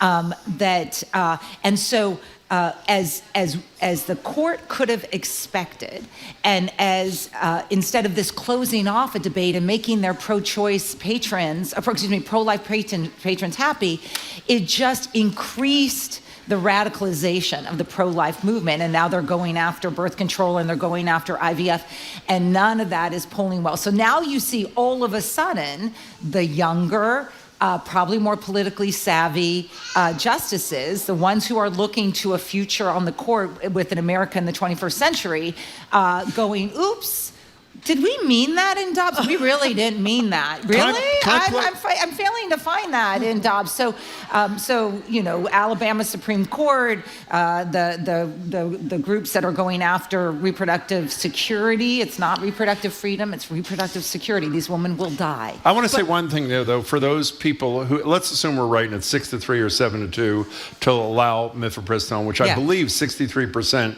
of abortions in America are now by pill, by medication, obviously pretty important. People should not assume that even if an overwhelming majority does the right thing here, that if Donald Trump is elected president, that the exact same justices won't say, oh, that was knocked out on a technicality, on standing. Now we're going to go to the merits. And they do what they'd really like to do. And we should point out this Heritage Foundation Project 2025. I think they don't think they're going to be anywhere in the Senate because of the blowback to Dobbs. They do think that with Trump as president, federal agencies can do things, and they are about forbidding these pills without congressional approval. Without congressional approval, they are also, get this, against recreational sex. Yeah, this Heritage Foundation people. No, except for themselves. Right. Well, the Heritage Foundation. I mean, you talk about the radicalization of what used to be conservative thought through Trump. Heritage Foundation was always conservative. It wasn't this. It was not this. Take pleasure out of sex. No sex. That's a bridge too far, so to speak. Only for procreation you're allowed to have sex. So these no are more people children that could be in charge of our morale. That's what Trump's defense in the trial in New York is going to be, only for procreation. Only for, with a few exceptions. Okay, we're talking. That's why I feel. I'm worried, but I feel more confident about 2024. I'm glad to hear that. Thank you. Okay, we're talking to Julie. Done? No, we're not done. Don't go anywhere. After this quick pledge break. We're done. We are broadcasting live from the Boston Public done? Library, and we are streaming at youtube.com/gbhnews. .com.org. What is it? It's youtube.com/gbhnews. Sorry. Oh my God. This is your salary. Get the website right. Okay, fine. Here we go. Thank you. It's time to support Boston Public Radio on GBH. Listener contributions pay for the program and keep it on the air. You don't have to give much to make a difference. Please make a difference by giving now at gbhnews.org or by calling 888-897-9424. I think this is something that people can support. This is the fourth version of the so-called smug mug. And Paul from Worcester, I think, makes a suggestion everybody can get behind.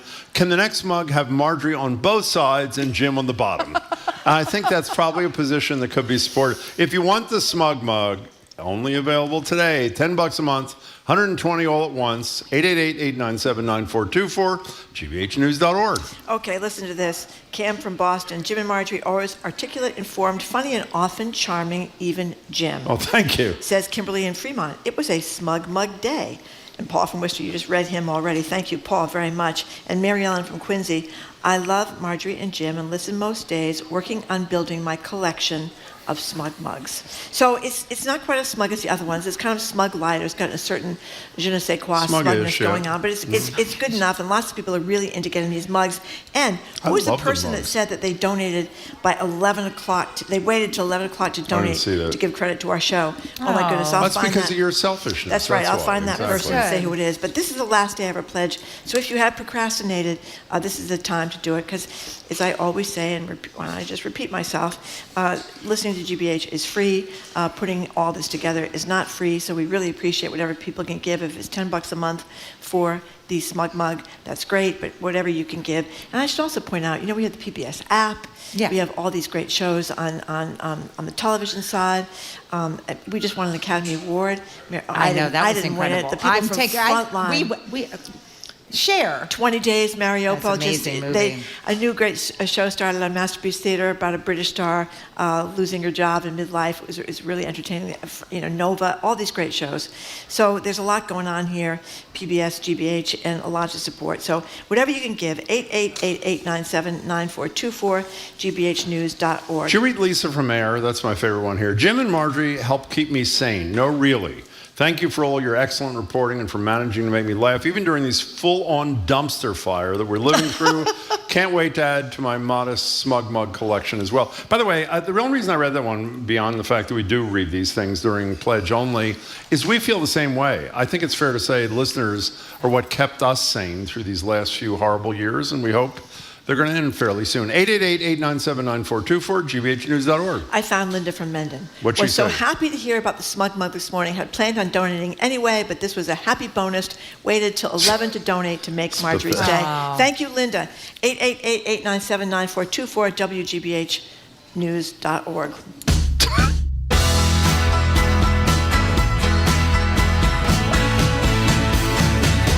Welcome back to Boston Public Radio. Jim Braude and Margery Eagan. We're on youtube.something/something else. If you want to watch us streaming, we're at the Boston Public Library, and we're continuing our conversation with Juliette Kayyem. So Juliette Kayyem, we have been complaining a lot about the Supreme Court slow walking the cases against Donald Trump. Great piece, also in The Atlantic, where you write, by Andrew Wiseman and Ryan Goodman, arguing things I did not know, that the Department of Justice may request the trial be held before these deadlines, which would interfere with, so that we could know before the election, that immunity decisions are usually done that much quicker because there's not that much to argue about. Usually it's the defendant that wants to make them quicker, so he's out from under this. But basically, it's shaming the Supreme Court they're not itself. Gonna be the Supreme Court is what this says, and I think they're right. These two writers. I mean, look. The Supreme Court would like this to be moot or irrelevant, one or the other. Moot would be that Donald Trump is not president. Irrelevant that he is president, and it all gets delayed because he would seek a probably legitimate. I can't be tried in criminal court while I'm a sitting president. So look, I love my lawyers. I love my CNN lawyers. Their faith and confidence that the law is going to solve the Trump problem is like. 8 years later, I'm waiting for, they're like, oh, it's this one. Oh, it's that case, whatever. It is good to shame. It is good to do these criminal prosecutions. It is good to do those civil prosecutions because they make Trump weaker. And they make him distracted and they make him have to spend his money and they expose his fraudulence. But the idea that there is going to be like, oh, the Supreme Court is going to say X and therefore Trump and this whole radicalized movement will go away. It's just not going to work that way. Yeah, but there's another, can I tell you, I agree with that. However, shaming them, in my opinion, is not just about changing an outcome here. It's about making clear, the one thing that I praise the two of us for in our whole career is we've said for 25 years on the air, the single most important reason to pick a president, other than war and peace decisions, is he or she puts justices on the Supreme Court, in some cases, for 40 years. Yeah. This will accentuate the fact that we have a rogue court, and if you care about it, Sotomayor, I think, is in her late 60s, and so it's not unlikely that she's not going to last. I mean, I don't mean last die, but she may not serve through the next full term, which would mean the next president would pick such a person, etc. In any case, can we move to something else? Because I never heard of this. I just want to say one thing before we go. Gotta be quick. Justice Samuel Alito wrote the unanimous Supreme Court, the Speedy Trial Act. Alito wrote it. Okay, so this, I had not heard about this story. The corruption around Donald Trump is so intense that this story is not even going to see the light of day. This is in the Washington Post. It is unbelievable. Okay, Donald Trump as president is basically saying Qatar is a terrorist-supporting country. Okay, let me get that again. Donald Trump says as president, Qatar is a terrorist-funding country. Very critical, needless to say. Well, lo and behold, what happens? A Qatari royal donates $50 million to Donald Trump's favorite news station when he lost a love for Fox News. That's Newsmax. They give $50 million to the station that favors Donald Trump. And what happens to Donald Trump's position on Qatar? They're no longer a terrorist-supporting state, but they're in fact a terrorist-opposing country. I mean, this is a level of corruption. It's like a $50 million donation, which is illegal if it was made directly to a candidate for the presidency. And so then they'll put just pro-Trump videos on nonstop.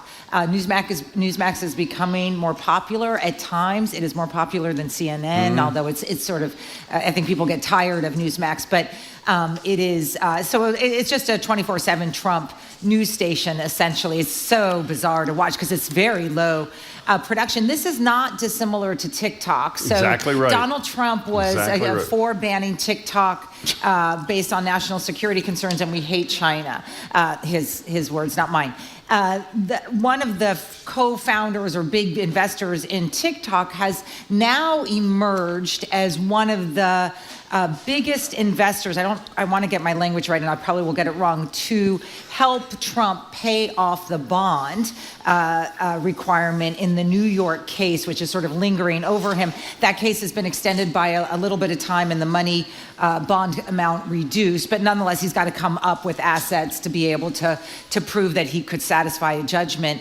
And for a little bit, people thought his properties were going to be taken away. Long story short, you give him money, he'll change his tune about TikTok. The second that ended, he changed his tune about TikTok, which is why what was really a bipartisan effort to control TikTok, separate it from its China overlords or owners, is now, I think, still stalled. I think we've stalled it now, or he's stalled it. It's really remarkable. It's so obvious. Like, I do feel like if I want to get a corrupt president, I want him to be better at it. Like, 'cause this is just like, okay, show up with a check, I'll change my tune. But, you know, beyond the fact, I think this is a perfect analogy with one exception. The one exception is, and I'm not defending flipping your position because a high-end donor decides to bail you out. Yeah. It's a foreign nation. Yeah. It's a foreign nation donating, essentially through the back door, donating $50 million to pump up Donald Trump. And he flips his position on terrorism. Runs TikTok, on terrorism. Two foreign nations. It's just unbelievable. Don't you believe,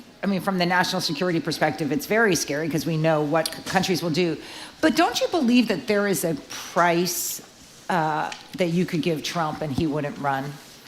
Well, I think if it turns out he were convicted, this is based on nothing except, I was going to say common sense, but common sense doesn't apply. If he was convicted and was worried about going to jail and losing his fortune, I think he would cut a deal saying, I won't run again. $2 billion. If all the charges are $2 billion? Dropped. You saw that? What would be the number? I think he has a number. I mean, so? he obviously has a number. He doesn't believe in anything. So, I mean, it's just a national security risk. I think we need a trial first before we worry about it. No, but I just wonder if someone went up to him and said, look, like, we're all so tired and the general election hasn't even started, barely started yet. I think there's a number. He's so, I mean, you know, I often said this about his national security interests, like they're transactional and they're binary, right? It is, what can I get out of it? And it's like, there's no, you know, Qatar fitting into some, you know, complex Middle East network. I mean, Qatar hosts Hamas. Meanwhile, 2 days later, he's saying that any Jewish person who doesn't support him is anti-Israel. You're like, no, hates Israel. Hates Israel. Right? Yeah. Right. In any case. But by the way, we are going to discuss later the one decent thing he's doing is selling $60 Bibles. So, I mean, it is really. That was. It is. We're going to discuss that with Shirley Leung. As I said, there's always a price. There's always a price. Exactly. Okay. Juliette Kayyem, thank you. Thank you, everyone, for coming. I'm having so much fun here. We've been speaking with Juliette Kayyem, former Assistant Secretary for Homeland Security under President Barack Obama, faculty chair of the Homeland Security Program at Harvard's Kennedy School of Government. Her latest book, The Devil Never Sleeps, Learning to Live in an Age of Disasters. Up next, so excited about this, Kelly Beatty of Sky and Telescopes is back. Ahead of the upcoming solar eclipse next month, he's going to tell us all about it, how we should prepare, and some other news of what's going on in the sky. You're listening to Boston Public Radio, broadcasting live from the Boston Public Library and streaming at youtube.com/GBH News. Think about it. For 3 hours every day, you get to hear thought-provoking conversations on local, national, and international issues for free. It only happens with your support, so please support your Boston Public Radio listening by calling 888-897-9424 or giving online at gbhnews.org. Okay, this is the last day of the pledge break. It ends tomorrow. Linda from Mendon pointed out that she waited till 11 o'clock to donate to make my day. I very much appreciate that, Linda. If you want to make my day again, anybody donate before 2 o'clock, that would be wonderful. And then we can get credit for it, which I absolutely love. Anyway, here's a couple more people that donated. Barbara from Milton says she's new to Boston. She gets a local flavor and understanding plus national news and features from GBH. Rosemary and Hudson says, for a total team of professionals, Jim, Margery, Jared, BPR team, morning team, wait, don't tell me. That's really fun. The whole bundle. You are real, Rosemary says, not artificial intelligence. That's a very good point, Jim. We are not artificial intelligence yet. So we love those comments from people who are generous enough to support us, because it's the generosity of listeners who give small donations like you, which enables us to keep this thing going here at GBH. So if you haven't given yet, you listen a lot. Please think about it. We are very grateful to people who do give. 888-897-9424, gbhnews.org. So I have my solar eclipse glasses on, the GBH Nova solar eclipse, so I cannot see the clock. How much time do we have left in this pledge? You have 27 seconds. I would like to say that while these are free, if you're in the audience today, the mug is not. $10 a month, $120 all at once. The demand is huge. I would get it soon because it's going to disappear some point today. I'm not sure, but maybe at the end of the day. It's going to disappear. $10 a month, $120 all at once, and you're supporting what I consider to be a wonderful host of shows here on the station. 888-897-9424, gbhnews.org.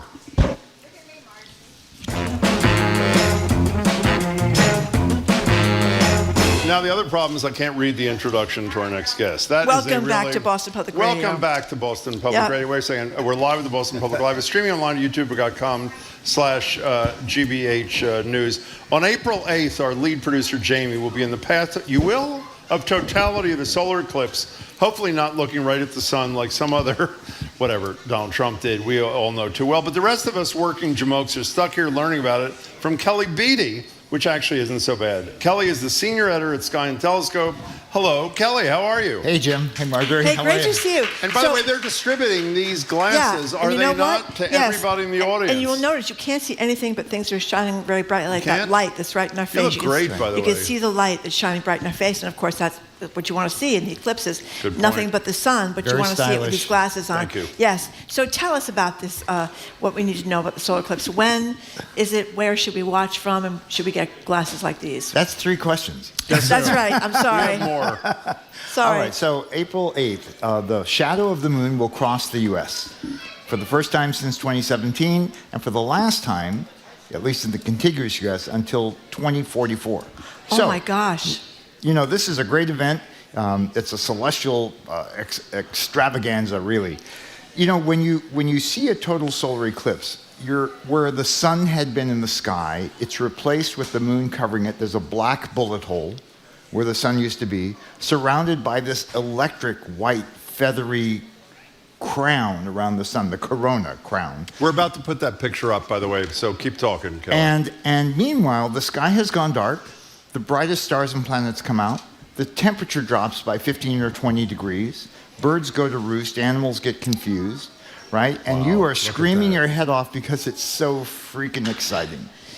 So, but wait a second. We better watch it this time. 44 is a long time. Yeah, we're going to be long gone. 2 to 4:30, from what I understand. 2 to 4:30 on April 8th, right? Right. It's a slow motion event. You know, it takes the moon. You're watching the moon move through its orbit and covering the sun and then uncovering it. And that whole process takes about 2.5 hours.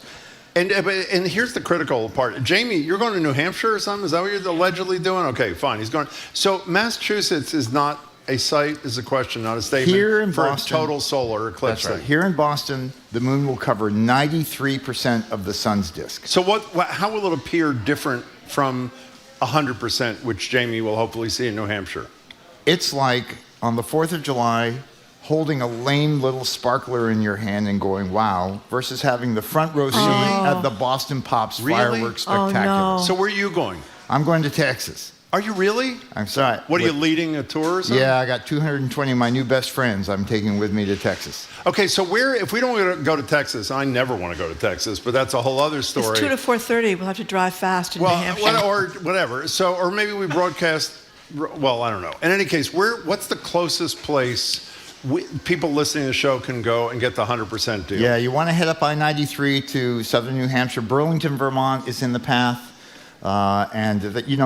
It's peaks at about 3:30 in the afternoon. So it's a day trip. You could go there, see it, and come back all in one day. Yep. The sky is clear. It could snow. Who knows? Well, except let me just say the one thing I do know about this, because I heard this on NPR, I think, this morning, is they expect traffic jams to be absolutely out of control in the day before, leading through April 8th itself, and they're after. What is one of the things you mentioned, birds and whatever. I don't know if this is myth or reality, that during the time of the cover, that the behavior of animals dramatically changes. How? Because like, they think night is coming on, and really suddenly.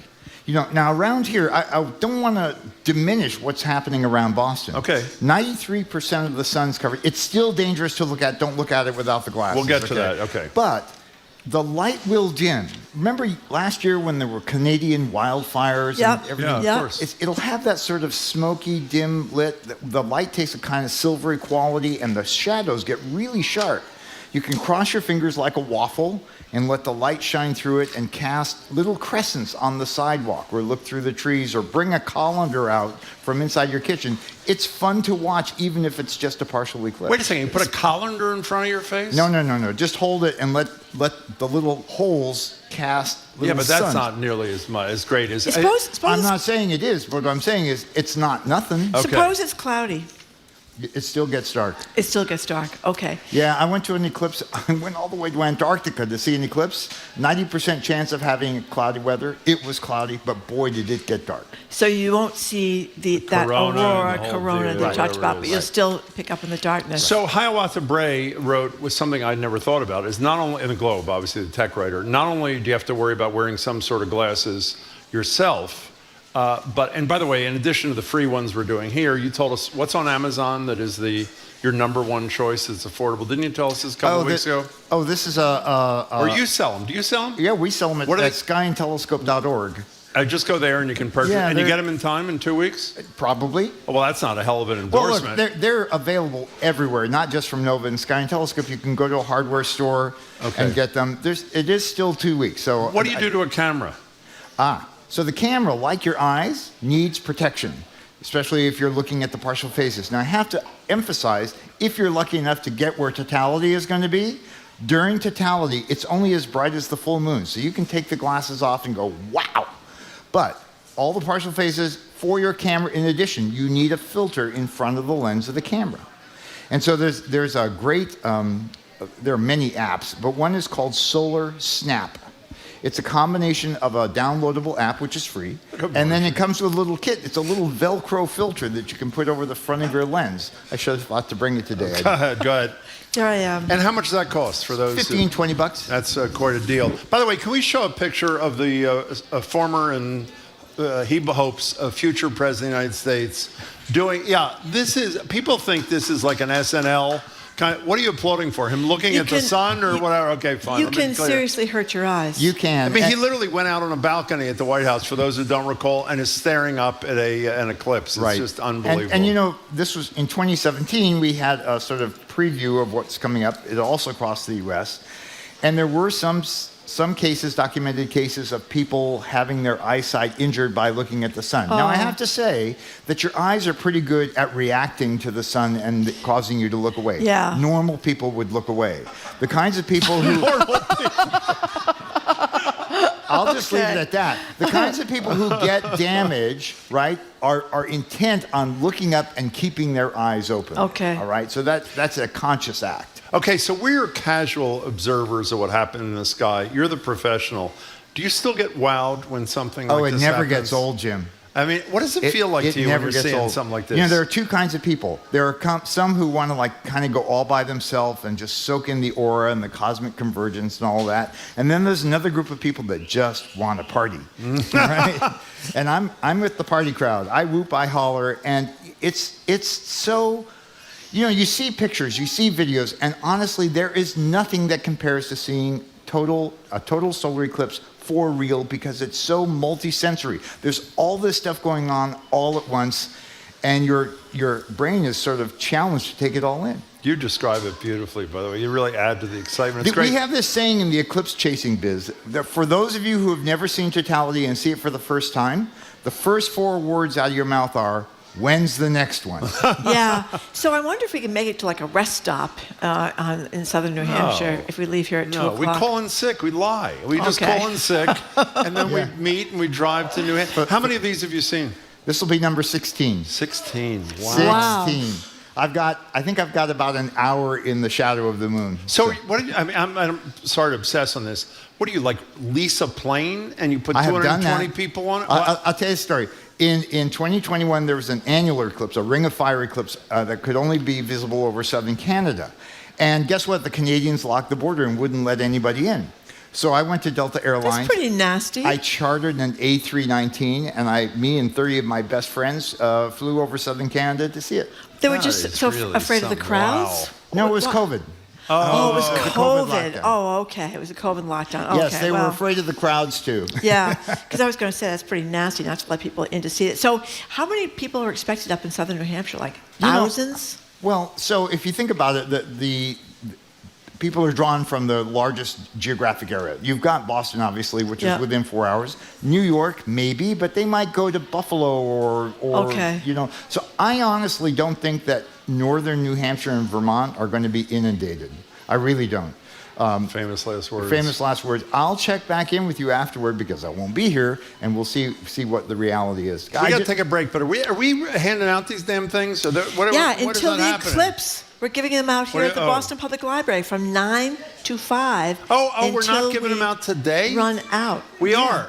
Does anybody have them? Oh, they have them. Oh, my goodness. Wait, these 2 women in the front are really angry. They don't have them. Look how angry those 2 are. The news junkie lady. She should get a news junkie T-shirt. You know, if they won't give you one for free, ladies, I've got some right here. Okay. You'll be inundated on the way out. By the way, for those of you who don't have them, they're free. For those who do, for the others, it's $10 a month, $120 all at once, and you get them. But everybody will get them, we promise, before you leave today. Okay, we're talking with Kelly Beatty, senior editor of Sky and Telescope. He'll be right back with us after this quick pledge break. You're listening to Boston Public Radio 89.7, broadcasting from the Boston Public Library and streaming at youtube.com/GBH News.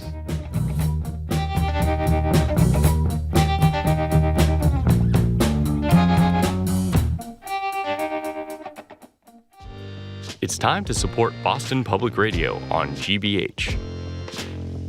Listener contributions pay for the program and keep it on the air.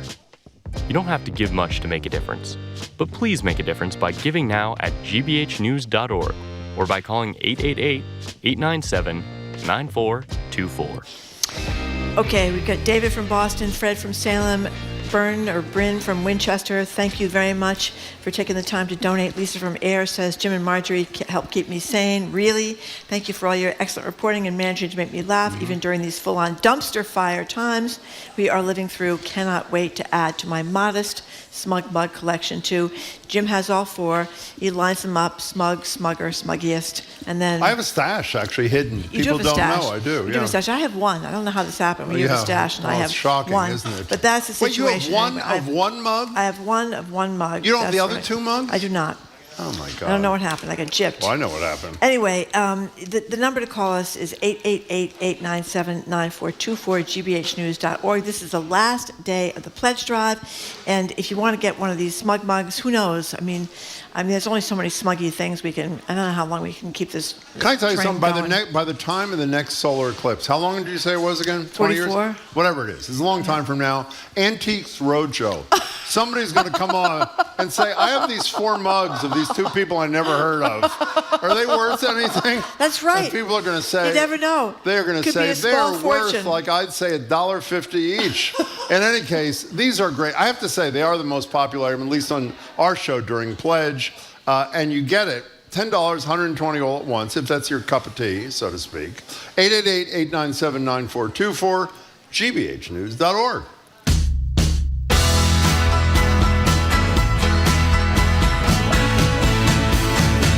Welcome back to Boston Public Radio. Jim Braude and Margery Eagan live at the library, streaming online at youtube.com/GBH News. Jamie's angry at me because I didn't pay attention before.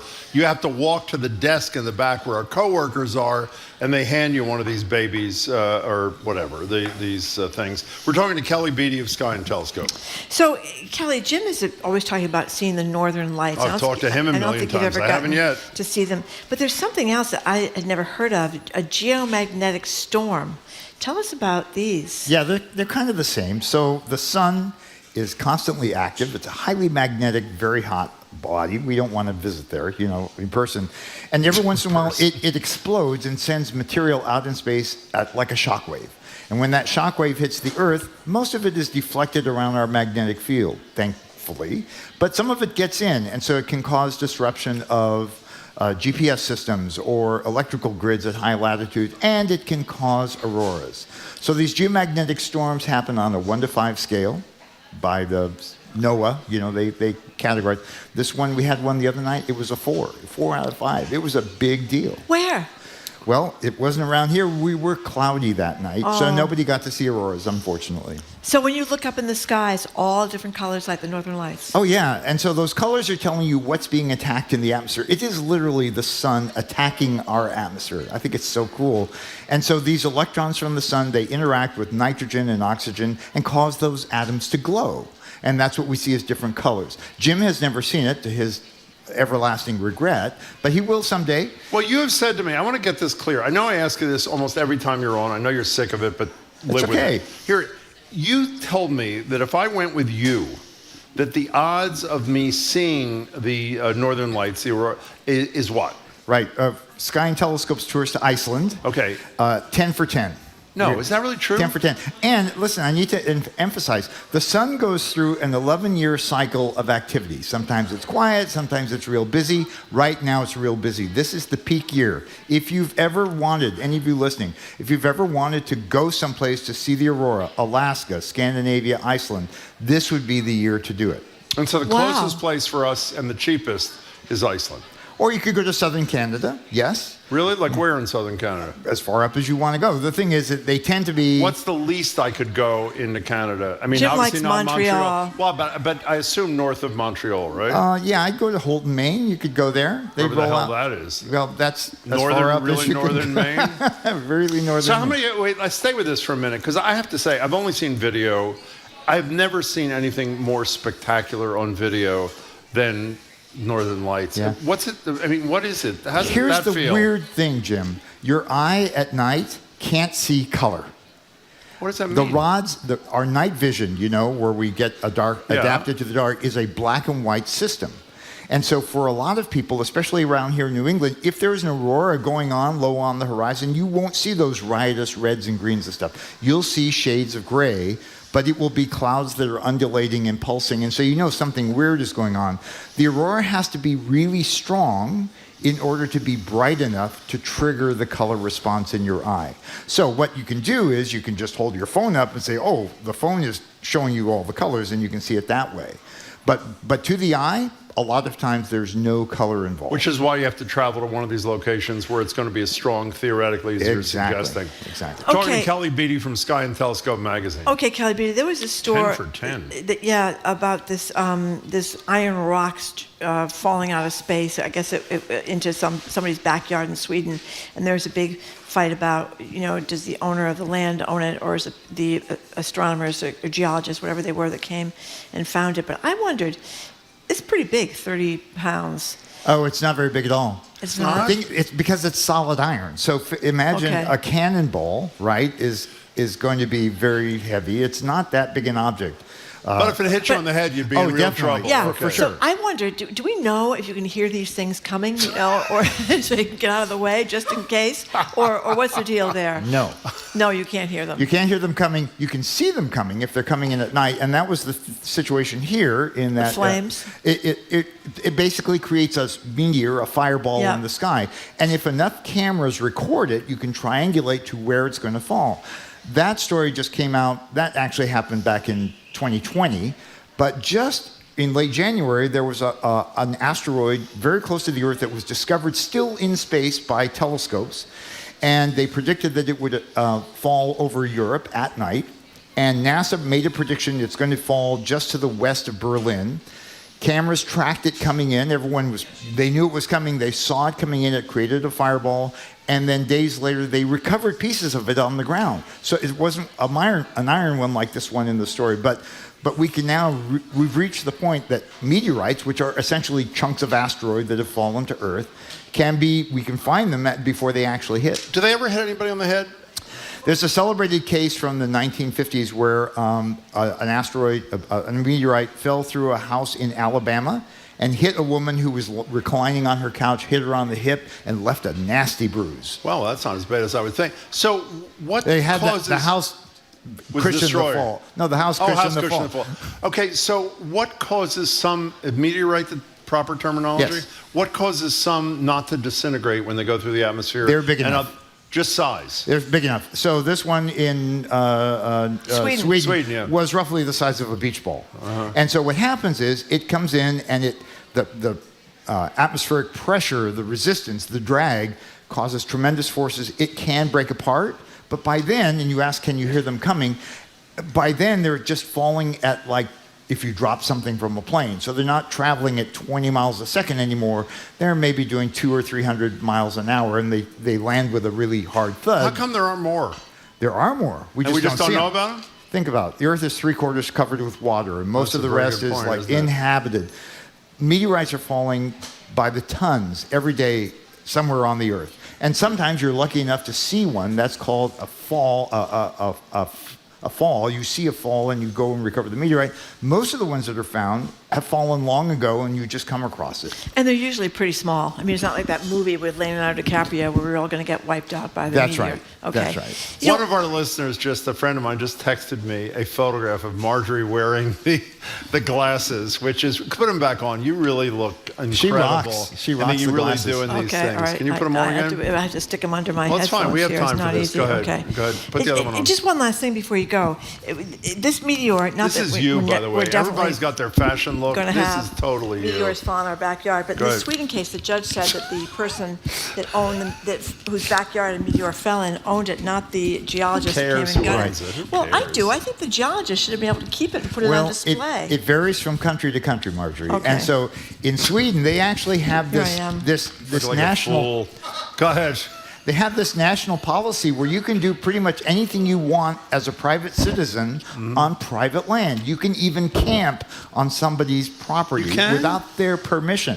And so that's where this got... But there was no law on meteorites. And so a lower court said that the geologist owned it, and then a higher court said, no, the landowner owns it. Here in the United States, I know that was your next question. What's my next question? If it falls on your property, you own it.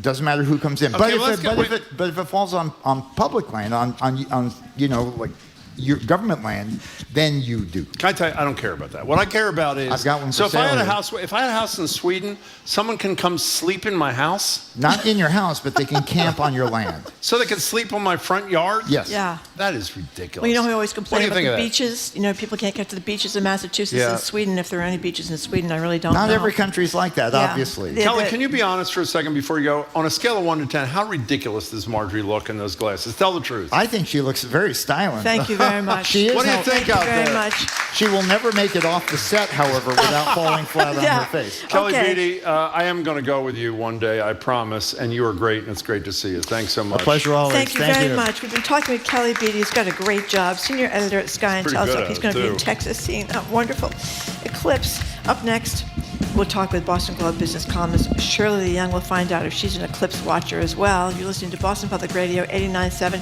GBH. She's going to tell us about our latest podcast in which we will learn that it is okay to fail. I don't know how many times you can fail before you're over the line, but we'll ask her. Listening to Boston Public Radio 89.7 GBH. The GBH Spring Membership Drive ends at 7 o'clock this evening. Your contribution now is essential to keep Jim and Margery, Boston Public Radio, The Culture Show, and so much more on the radio right here in Boston. Please take a few minutes now. Give as generously as you can at gbhnews.org or by calling us 888-897-9424. A good afternoon to you. I'm Mark Owen, joined in the studio today by Zach Finn. And the goal right now is to receive 14 contributions in the next 4 minutes. We need the financial support of everyone who relies on GBH to make this membership drive a success. Please give online at gbhnews.org or call 888-897-9424. And the brand new BPR Smug Mug proving to be a big hit today. It's yours for just $10 a month or a one-time gift of $120. We have debuted it today. It's brand new.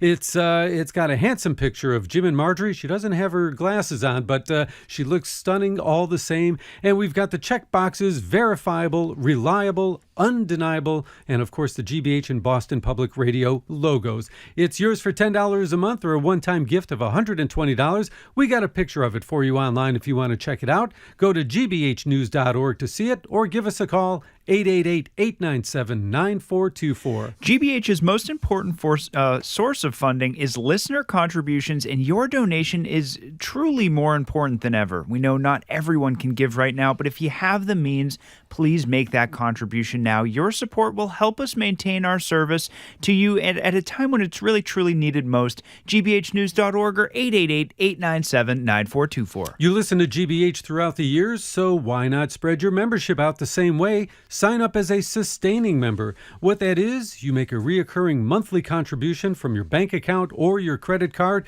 This way your contribution keeps giving all year long, and it really just takes a couple of minutes to set up. Find out how easy it is. Go to the phone, 888-897-9424. Just as easy to set up online.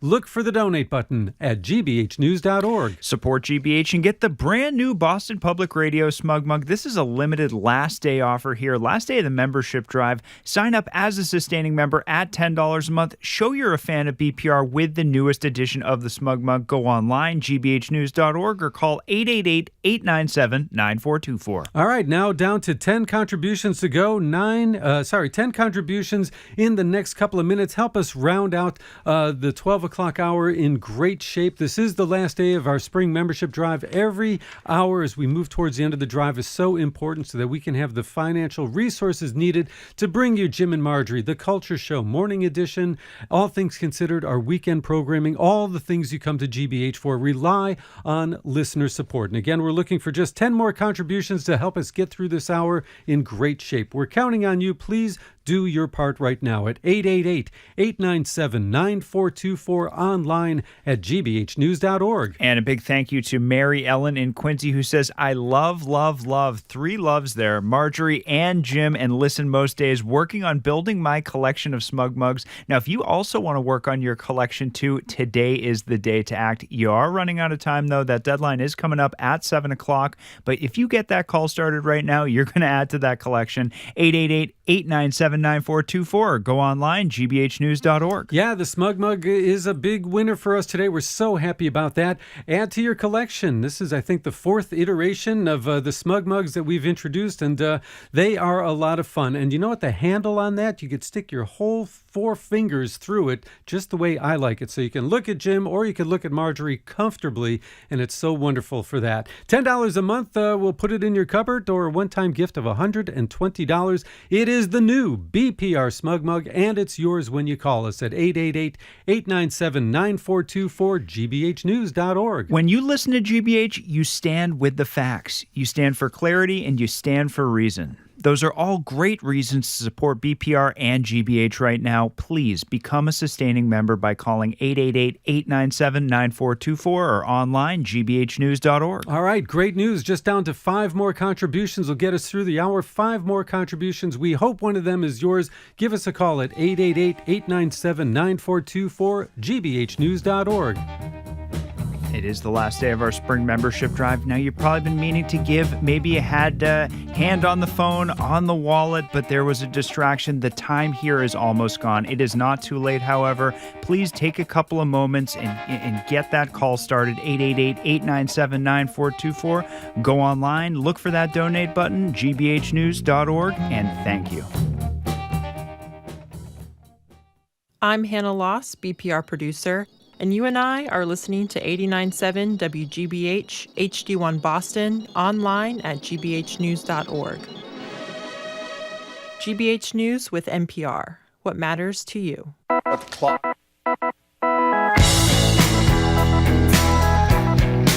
Welcome back to Boston Public Radio. Jim Braude, Margery Eagan. We're live at the Boston Public Library, streaming online at youtube.com/GBH News. We're joined here at the library by Shirley Leung, Boston Globe business columnist, host of the Great Say More podcast. Hello there, Shirley. Hi, Jim. Hey there. Hello, Shirley Leung. So let's start with with Donald Trump's social media company, Truth Social. Apparently, shares of his company jumped more than 30% the first day of trading on the NASDAQ. So he's done pretty well here. Yesterday, and it's still going up. I think it's worth $8 billion of market value. So oh my gosh! He might not be a great president, but he knows how to make money. Well, also, from what I understand, the business is in horrible shape. In an aberrational moment that I can't remember, maybe you do. The bulk of the small investors are investing not because they expect to make any money, but they want to support Donald Trump. Yes, they do. And now, keep in mind, a lot of, this is the company behind Truth Social, his media platform. And as with all startups, you do tend to lose money. You know, plenty of investors invest in companies that are losing money in hopes that someday it will make them rich. It will turn around. And so, but this is a very unusual situation. I mean, it seems like the investors are, voters, his supporters, they're just investing so that he can, because he has this huge bill. He owes He needs 175. Well, he actually still owns 455. He's got to come up with 175 within, I think, 8 more days. $1 million, right? So he's got a huge judgment. He's got a lot of bills to pay. Now, keep in mind, I think his stake is worth about maybe $4 billion. It's several $billion. $40 billion of the company, 40% of the company. Yeah, so about $4 billion. But he can't withdraw the money right away. There's a lockup period, so I think he can't pull out any money for 6 months or so. And by which time, some people are predicting the stock could drop by as much as 95%. But the phenomenon, regardless of what happens, is what we were talking about a minute ago. People are investing, essentially, is almost like a campaign contribution through the stock market, which is perfectly legal, I guess, to support Donald Trump. It's a very unusual business model. And by the way, the one last thing to just show how incredible it is, I think the number I read last night is there are 5 million regular users. Compare that to 1 billion regular users on Facebook, and I think 2 billion regular users on TikTok. So it's like an itty-bitty kind of thing, but Donald Trump is the mastermind. So. Okay, we have to get to my favorite story of the day. You're absolutely right. He doesn't know how to make money. That would be the former president. We know he sold a lot of things in his day, steaks, vodka. He sold his Trump educational college there, but he got fined $25 million for defrauding people on that one. But now he has got himself a $60 Bible. He is selling the God Bless the USA Bible. I want to play a little sound here from the great comedian, late night talk show host Jimmy Fallon. First, we're going to hear sound from Trump pitching the Bible, and then we're going to hear Fallon doing his best impression of Trump's pitch. All Americans need a Bible in their home, and I have many. It's my favorite book. It's a lot of people's favorite book. Let's Make America Pray Again. God bless you, and God bless the USA.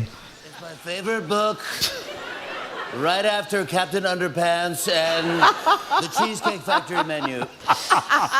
So this is so, when he's talking about let's America praying again. I didn't hear that and line. It's my favorite book. I mean, he's got a lot of them in the house, you know.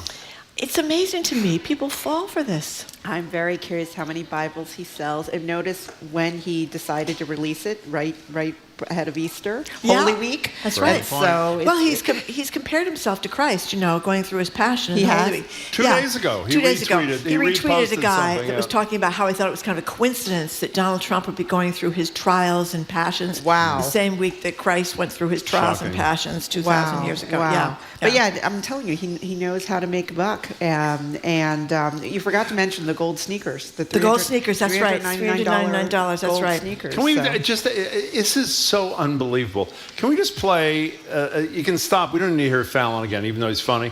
Just play Trump's pitch, if you don't mind, for his $60 God Bless the USA Bible. All Americans need a Bible in their home, and I have many. It's my favorite book. It's a lot of people's favorite book. Let's Make America Pray Again. God bless you, and God bless the USA. And by the way, a lot of people say, I think someone said to me this morning, he keeps it by his bed right next to his copy of Mein Kampf. That's right. So it's perfect there. And we should also say that this God Bless the USA Bible includes, it's the King James Bible, but then it has a version of the chorus of Greenwood. What's his first name? Lee Greenwood's God Bless the USA. That's right.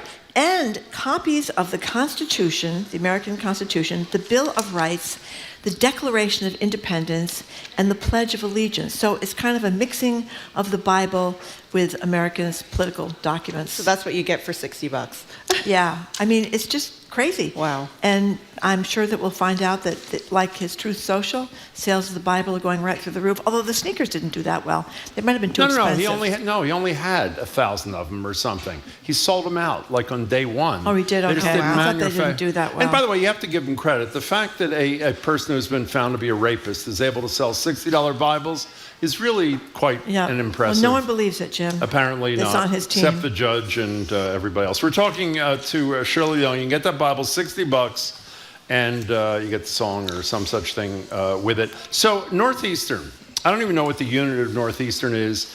They did some of the most important work in this country when they went after the cigarette industry. I guess it was in the 90s or some such thing, and led to this huge settlement. I think Scott Harshbarger was the Attorney General then, was involved in this thing then.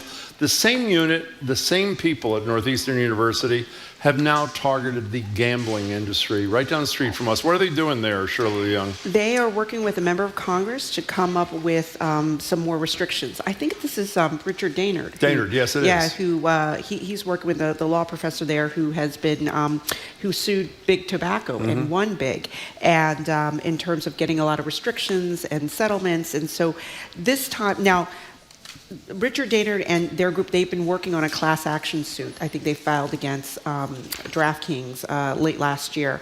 And this seems to be part two, now working with Congress to try to rein in the sports betting apps and gambling apps.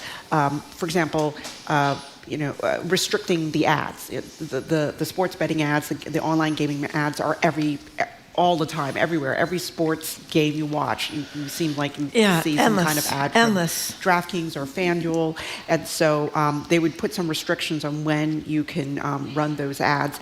Also, I like this idea of putting kind of limiting the amount of times that you can use your credit card, like deposits. I think, I don't know if it's like 4 or 5 deposits. You can't do more than that. Why don't they? By the way, aren't there? I don't know if Massachusetts does this. I thought it does. Don't some jurisdictions that have legalized gambling force you to use your debit card so you can only spend the amount of money you actually have? I'm not. Jamie, do you mind taking a quick look at that? I think Massachusetts has that. I could be wrong.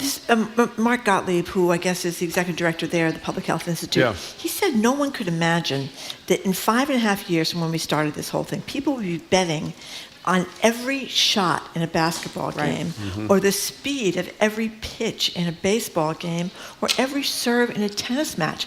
I mean, it's not just, the spread, who wins, who loses. I mean, can you imagine just betting on the speed of every pitch? I mean, it's just gotten crazy. And we're going to talk in a second, maybe we can talk about it now, the story about the psychiatrist that was in the Wall Street Journal. It's an incredible story about a woman, a psychiatrist, so obviously someone with a lot of education and apparently a lot of understanding of the human brain and people's motivations and stuff like that. The story about her getting totally hooked by these betting apps. I mean, Did you say it's in the Wall Street Journal? It's a brilliant piece. I did say it's the Wall Street Journal, yeah. It's just brilliant. Right, and it does. If you think about it, we are addicted to social media, right? To our phones, to what we read already without gambling, right? And then you add in gambling, and so it can be a very toxic mix. And our country and our regulators, I mean, we haven't done a good job of reining in big tech on social media, and so at least now there is an effort to do it with gaming. One of the things in this story, the woman's name is Kavita, Kavita Fisher, Fischer, Lost $500,000 in one day. $500,000, and then she won it all back. And you'd say, as it says in the piece, why doesn't she just quit when she breaks even? Because she can't. And they talk about the reason this piece I think is so valuable is when we throw around the word addiction and people either accept it or not, what does it mean? She would write because she bet so much, she had a VIP contact at wherever she gambled. Whenever she would write them and saying she was down on her luck, she had lost a lot, as a quote favor, they would send her something like 500 VIP bucks. So she could continue to gamble, knowing it ropes her in again. She would occasionally write to these companies, as the rules say, and say, I'm addicted, I'm ruining my life, I gotta stop. She wouldn't hear back from them. But she would hear back from them when she said, could you advance me 500 or 1,000 VIP bucks so I can keep gambling? It's unbelievable. These VIP people would get in touch with her like it was a friend and say, how was your weekend? I just added the following offer to get your Tuesday started off right. Earn $30 in casino credits for every $1,000 wagered on slots.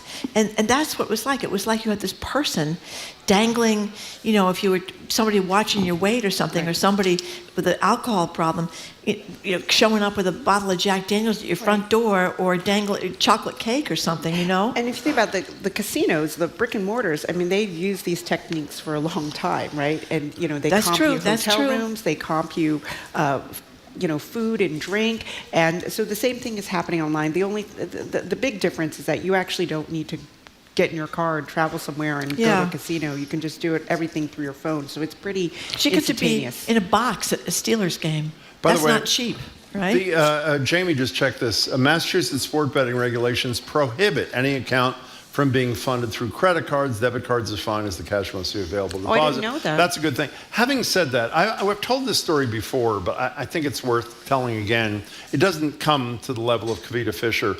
Margery and I went to Plainview or Plainfield or whatever the hell it is. Plainville, the casino on the there. second night it was open, a friend of ours, a listener, who became, and she invited us out with her husband. Well, I was going to say what he did, but I shouldn't.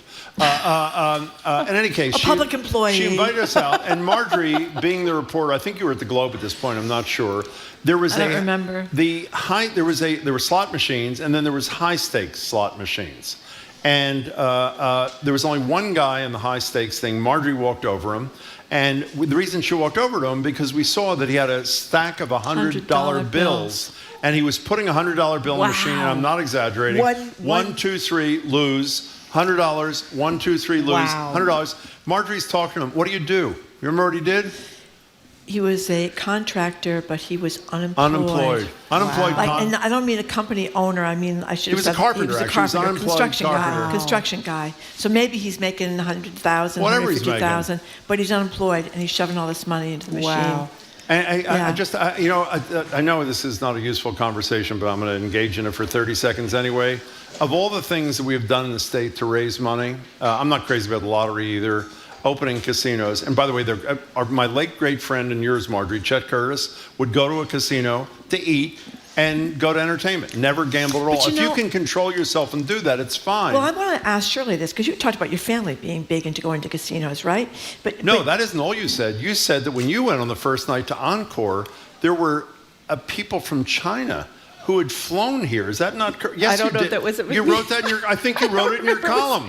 I'm going to find it right now. I don't think it was. I think it was. Here's the thing about this. But it wouldn't surprise me. To me, it's not. I mean, the obvious courting by these VIP people is pretty obnoxious. But to me, it's no different than like I just said before, having an alcohol problem or having an eating problem. You have a gambling problem, and because there are people that do have these problems, does that mean that everybody else that can manage it? Like most people are not alcoholics. Most people drink and that's it, or they eat and that's, you know what I mean? I mean, I think the deal was when Massachusetts legalized gambling here, that there would be services, there would be programs to treat addiction. And so I think those programs we need to make sure those programs exist. Yeah. Well, let me just say, and I feel bad about doing this because we had it on our list for the governor yesterday and we didn't get to it, so I'm sure would have an answer, but at least according to reporting in your paper, in her most recent budget, for a variety of reasons, she has slashed some of the public health addiction fighting programs by 50% and increased the amount of advertising by 100%. Now, again, we should probably reach out to her office so that she has a chance to respond to that, because I think they say that the math doesn't come out that way.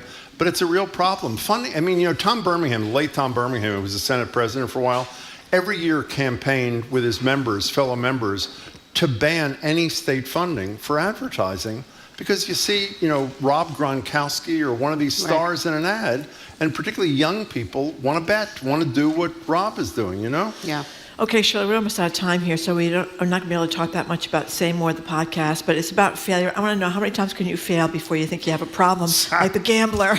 You know, I mean, failure may be okay, but, you know, once, twice, but when you get to be double digits, I don't know. This is Harvard Business School professor Amy Ebbetson, who has spent her entire career studying failure. And now, not all failure is created equal. There's good failure and bad failure. Okay. And she said some of the most successful people in the world have failed a lot because it means you're taking risks. Taking risks. Your That's career. right. And one of my favorite parts of the conversation was talking about failure with your kids. And I said, you know, so because I feel like kids today, right? They're kind of insulated, you know. Everybody gets a trophy, and so immediately she's like, you should absolutely talk about failure with your kids. You should, the number one, you have to talk about it and you have to normalize it. And she tells a story of I think it was the Spanx, the CEO of Spanx. Yes. How I think she was the first woman billionaire. Yes, in her own right. When she was growing up, her dad every night at the dinner table, they would say, "What did you fail at today?" You know, no, just as a way to normalize it, understand it, and so, you know, talk about your successes, but talk about failure, and not to insulate your kids from it. Because if they're afraid to fail, then they won't shoot for the stars. They won't think big. I think that's a great point she makes. It's a great interview with her. And I think the kids, when everybody gets a trophy, the kids who probably didn't deserve the trophy, because no, they didn't deserve the trophy, and I think it's a bad message. So I mean, one thing if they're 6, right? But when you get to be like, you know, in your teens, and I see it with my kids. Like, you know, my 11-year-old plays basketball a lot, and they recently lost. You know, the basketball season has ended, and they lost. You know, pretty badly in their last game, and I felt like the parents were more traumatized by the loss than the kids. Well, that's great, actually. I know it is. I said, do you think this loss will haunt you in the off season? You did not say. No, you did not. I did, and do you know what my 11-year-old said to me? That's exactly what the coach told us not to think about, not to let the loss haunt us. And the next day, he's fine. He's fine losing. I'm like, oh my goodness, I don't know what this means for your team, for you, you know. Well, I'm excited. I love your podcast. I didn't get to listen to this one yet, but I'm going to, because I think we need to know how many times we can fail before we have to call addiction services. Right, as long as you learn from your failure. Yeah. It's okay to fail. Okay. Thank you, Shirley. Okay, my child, it's okay to fail. It will haunt you, maybe for the rest of your life. However, it is okay to fail. Okay. We're talking to Shirley Leung. You are a great mother, actually. Boston Globe business columnist. I love the smug mug. I love to see the new one. $120, $10 a month. Thank you very much. This is great. Up next, we're going to open the lines off a heated discussion we had in the control room this morning. By the way, we're supposed to say thank you, Shirley Leung. Oh, Shirley, thank you very much, Shirley Leung. Sorry. Sorry. I failed yet again. I'm familiar with Shirley, failure. it's I great want you to to know see that, you. Shirley. Bye. Very familiar. Up next, we're going to open the lines off a heated discussion we had in the control room this morning about the different types of people who order takeout food versus food delivery. Takeout versus food delivery. Does anybody go to the restaurant anymore to pick it up? Yes! Or all we are just Grubhubbing, DoorDashing, Uber eating our way through life, call, or text. That's next, 89.7 GBH, Boston Public Radio, broadcasting live from the Boston Public Library. If you listen to Boston Public Radio 3 hours a day, that's 15 hours a week, 60 hours a month, and 720 hours a year. Maybe it's time you pitched in. Call 888-897-9424 or give online at gbhnews.org. Okay, so here's the deal. It's the last day of the pledge drive. Last day. I like the pledge drive more than you do, I have to say. How do you feel about the pledge drive? Well, it's nice to get these listener comments. It makes you, It doesn't make you feel feel good to have great, people yeah. say nice things about you. Some people say not such nice things, and Like mostly what? they say nice things. How about the guy who said I should be on the bottom of the mug? What do you think of that? Is that supportive, or in any case? So it was here's a the funny deal. thing anyway. Well, that's your opinion. In any case, the mug is available. It's a really popular item historically.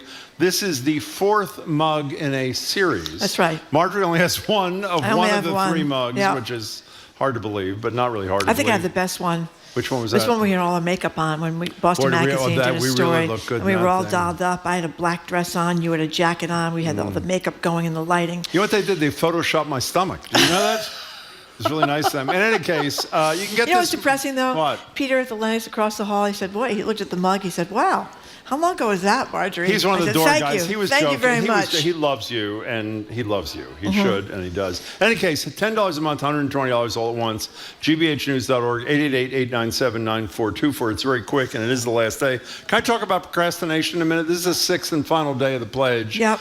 My guess is you're like me when it comes to donating to something you care about. You wait till the last minute, and then it's over. The thank you gifts you wanted don't exist anymore, and you feel since the thing is over, you sort of blew the opportunity.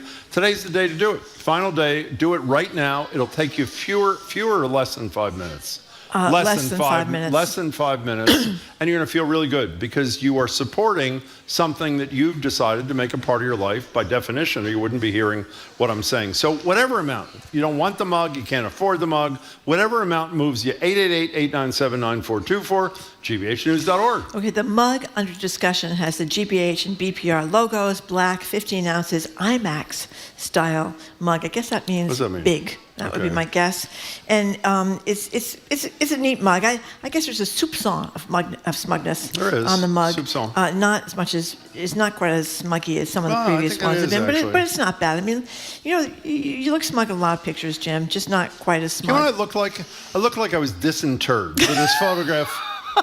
Actually, it's like Jim was only underground for maybe hours, and they dusted him off and put him on a mug. Go ahead. Okay, no, it doesn't Whatever. look. It doesn't look that Sort of bad, does, Jim. yeah. It doesn't look that bad. And then, Jamie is nodding. Yes, as it Jim does, just said, this is actually. the last day of our pledge Thank drive. We are on 15 hours a week. If you've We been are? procrastinating and you listen to us regularly, and you listen to the other shows in the station, you watch some of the great stuff that we do with Frontlines. I mentioned just won an Academy Award for 20 Days in Mariupol. We have so many great shows: Masterpiece Theater, Nova. How about the great radio shows? Well, we From have great dawn radio to shows. dusk. They're Great radio fabulous. shows. We have morning edition, we have afternoon edition, we have the weekend shows. Wait, don't tell me. On the media. By the way, if you're interested in the press, Yeah, it's great. that That is a great show. That is Great. produced out of New York Saturday? City.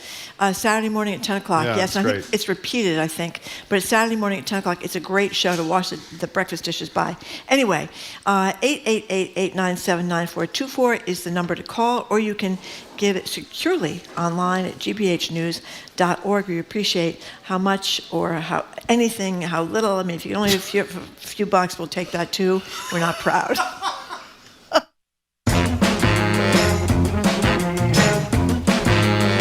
That's right. We appreciate how little you give. We really do. It's a hell of a pitch, Margery. You throw us 50 cents. Less is better, not. In any case, welcome maybe back. Maybe you got to deal with the meter, you know what I mean? Welcome back to Boston Public Radio. Jim Braude, Margery Eagan. We're live at the library. Streaming online at youtube.com/GBH News. We're back here on Friday.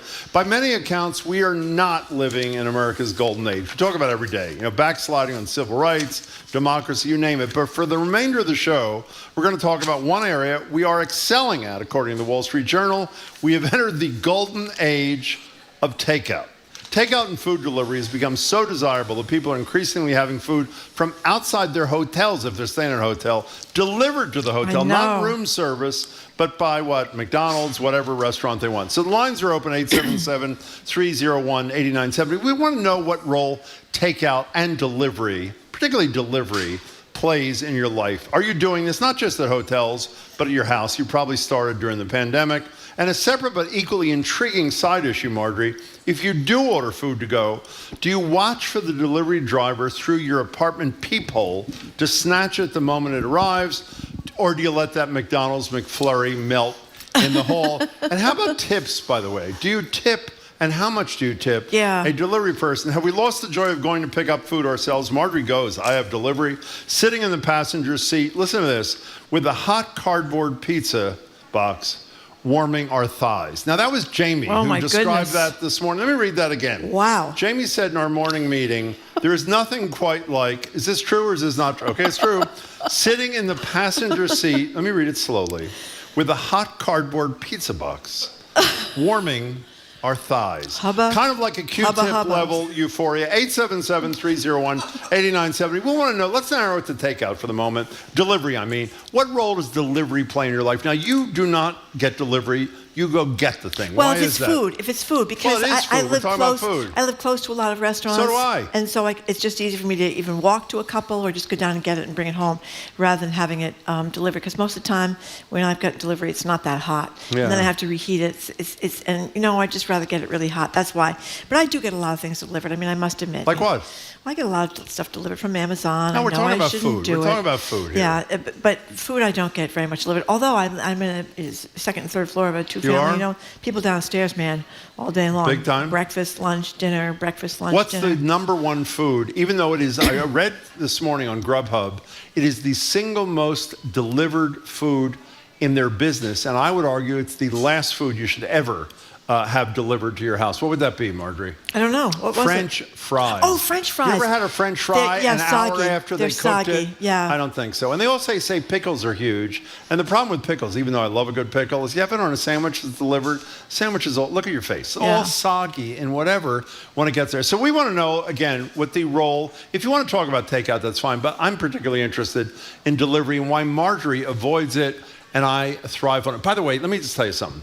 The anxiety of waiting, if you have delivery, not knowing when it's going to come, and then the euphoria you feel when the guy or the woman texts you and says the food is on your front porch. Can it get any better than that or no? Well, I mean, you're someone that is really into food. Well, so you I like can good see. food, too. I do. But it's not like I get all tingly when the delivery person tells me that they're there. I don't get as tingly as Jamie with a hot box of pizza on his thighs. By the way, does anybody think that's weird that Jamie admitted? I'm talking to you out there. No? Think it's fine. Okay, yeah. okay. You know what I found interesting? That people order out a lot for coffee, and more of them order out late at night. So they get 10 million coffee orders were placed after 5 p.m. Okay, They're getting iced coffee delivered? Yeah. Wouldn't you be afraid by the no time ice. it No, got... you add the ice at your house. Well, how do you know? You tell the person I don't want ice in it. Okay, well, it says iced coffee, caramel, frappe, mocha frappe, cappuccino. Okay, fine. So we're going to either talk about delivery takeout, or if you want to talk about Jamie's pizza porn, that's fine. That's terrible. Well, that's what it is. I mean, obviously. Is that a... I mean, it is. I think you're Look jumping. At him. I think you're jumping to I don't think I'm jumping anywhere, by the way. Okay, 877-301-8970. There are some things that are not necessarily sexual, Jim. That has been written to us from our staff, and they're absolutely right. 877-301-8970. What do you think about getting food delivered? How do you feel about food delivered? Really and by the way, you know what's really interesting about the hotels? Before I read this story, I thought people would be upset about, the hotels would be upset about people ordering out. They're not, because a What lot are they of them going to don't. prohibit? You're paying $400 a night. No. They're going to say you can't order But I takeout? thought they'd be kind of like room service. You know, they want you to have Well, room of service. course they want you to. Well, I think that they're saying here, because a lot of them don't offer traditional room service around the clock, which is very, very expensive. They just assume you order out your hot pad thai or chicken parm to eat in the room. Anyway, Ian from Somerville, thank you for calling. Hello, Ian. Hey guys. Second time, long time. Thank you. I drive for Amazon, and I find that between delivery services and food services, people are just way too quick to place an order on their phone without actually going out themselves. I think it's a terrible omen for the state of the country and for everybody involved. I live in Somerville, so I'm lucky I have some great restaurants near me I can walk to. It's very nice to walk, in my opinion. But the amount of food takeout is just Do you think because it feeds isolation? So I don't mean that as a pun. It exacerbates isolation. Is that what you're talking about? Oh, absolutely. Yeah. It totally exacerbates isolation, and you're just not as much a part of the community when you're walking around. You go to pick up your own food. You're You're not right. saying hi to the guy who cooked it. You know what I mean? So how many hours a day do you drive for Amazon, roughly? I drive about 6, but I work pretty fast. I get a guaranteed 8. Most people drive between 8 to 10 hours a day. During those 6 hours, how much of that time do you drive around with a box of hot pizza on your lap? How many hours would you say? I make my own little sandwich, and I'm driving around. That's if it's disappointing. on your package, maybe I drop it off. Okay. Ian, you're really good. Thank you. Call us again soon. We appreciate it. I did forget about these food services that you turned me on to, that Waco or Waco, whatever it is. Feast and Fettle, there are a ton of them. We have to have them on the show. We've talked about this too, by the way. Yeah, and these are deliver meals that are close to totally done. Yes. You just pop in the microwave or the oven. Yeah. It's like a gourmet kind of experience. I know, they're really good, but the only problem is you have to heat them up a little bit. You have to pay for them, and they're not that cheap. What do you tip a takeout thing? Nothing, right? Tell the truth. Takeout? Well, she's repeating the question because she doesn't know If what I'm the right doing answer. takeout? Yeah. Now you have to do it because they turn the thing around and they say that that's tough, 18, 15. And you know what 20, they say? You know 25%. what they say when they do that? What? I'm watching. Yeah. No, I'm How about very delivery? guilty. I'm very guilty about Well, they're it. not watching if they do delivery. I What always do you do? I always tip on delivery, but You I almost do? never get delivery. Yeah. I'm not tipping the Waco people because I don't see them. They Waco come during to you. whatever it is. Waco, they come Thank during the you. day, so you don't see them. But you know what it is too? It's No. very bad for the environment. All this stuff. It is? Yeah, because they have the styrofoam. No, some of containers. them come in paper containers. You Some just of get them the do. right place. Some of them do. Some of them don't. Jim. Okay, fine. Let's take some calls. 877-301-8970. Alex from Sturbridge. Thank you for calling. Hello, Alex. Hi. Second time, long time. Thank you. Just like the last caller. Great. So here I am in Sturbridge. As I was getting into the car to pick up my takeout order, my eggplant parmesan, I was hearing Margery say this discussion, and I kind of chuckled to myself because yesterday you guys were talking a little bit about Western Mass. That's right. And wondering where the hell it even was. Weemont to you. You got Pioneer Valley. And Sturbridge, of course, is in Central Mass, so we don't even exist. Skip right over and go to the Berkshires. But out here, you pretty much have to go and pick it up yourself. Yeah, but the problem. The bourgeois services of the Bostonites. But before you go, though, aren't there? I'm not a fan of eggplant parmesan, but even if I were, I love eggplant even parmesan. if I were, isn't that the kind of thing that's going to be soggy as hell by the time you get it home, Alex? Oh no, not at all. No, I'm going to take it back to my office and have it while I read the newspaper and listen to the continue show. to work. And then I'm going to have half of it, and then half of it will be my lunch tomorrow. You really know how to live, Alex. Thank you for the call. You know what the problem with pickup is also? Do you not find yourself when you're driving to your office or home that you end up eating like a third of the experience? No, Jim, I don't. No, you don't? I don't. I usually wait till I get I guess home. maybe that's just and me. I heat it up. Yeah, Smart. I think picking it up, I like that much We better. have to take a break. Oh, we do have to take a break. Well, I mean, Okay. by the way, the best alternative is to go into the restaurant. And Ian, the first caller, was right. For social reasons, for fun reasons, eating in a fun restaurant that's owned and run by good people is one of the great pleasures of our time, Margery. That's right. It's one of the great pleasures of our time. We're going to You get right mocking back me? to the great pleasures of our She's time. mocking And me. Jim's going to talk more about pizza boxes on people's laps. No, Jamie is, After we actually. return, we're going to take a quick break. You're listening to Boston Public Radio, 89.7 GBH. We are broadcasting live from the Boston Public Library. Boston Public Radio. Live local conversations every day brought to you by listener support. Now it's your turn to keep the conversation going with an ongoing contribution in any amount. please sign up as a sustaining member during our spring membership drive. Call 888-897-9424 or give online at gbhnews.org. You know, Jane from Hanson, I'm glad she said what she said. A number of people in the most recent set of donors said this. Jim and Margery, my source for sanity in this crazy world. That's great. We thank you. Their guests are the best of the best in their areas of expertise. They're invaluable. And we haven't mentioned how fabulous not only our regulars are, but our occasionals are. Really makes the show, and I'm really glad, Jane, you and a few others mentioned them. Here's the deal. It is the final day of pledge, and it's actually the final 25 minutes of pledge on our show. And as you know, Margery wants the donations to be made during our show. Why is that again, Margery? So we get credit. So we get credit. And the thank you gift, as we call it, is this very nicely weighted, very attractive, I would argue, mug. It says Boston Public Radio. That would be the show we work on, 89.7 FM.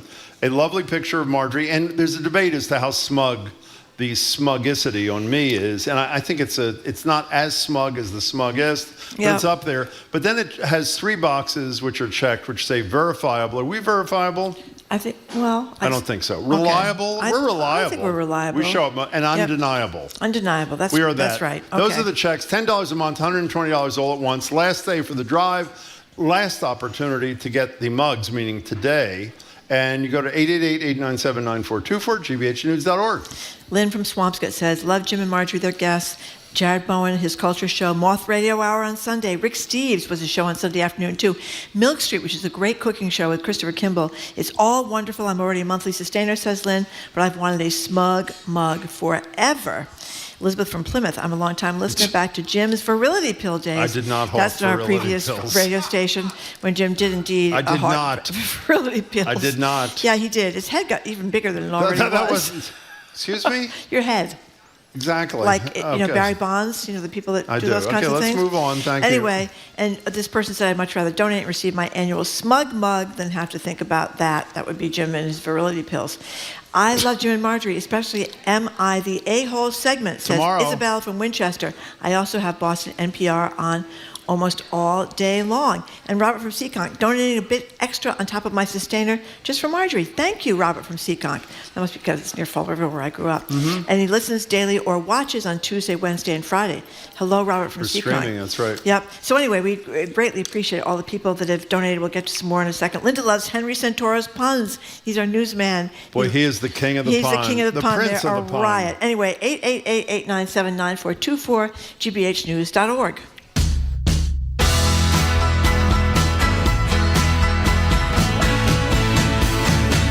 Welcome back to Boston Public Radio. Jim Braude and Margery. Again, we're live at the Boston Public Library, and it's the final day of pledge. And what we're talking about for the rest of today's show is your relationship to takeout and delivery. We know that takeout became huge for most people during the pandemic. Do you remember when you used to get Chinese food and you wash the boxes? That's what we thought. That's because right. we thought it was a contact thing. That's right. And you'd wash everything and you didn't need to. In any case, I didn't mention this statistic.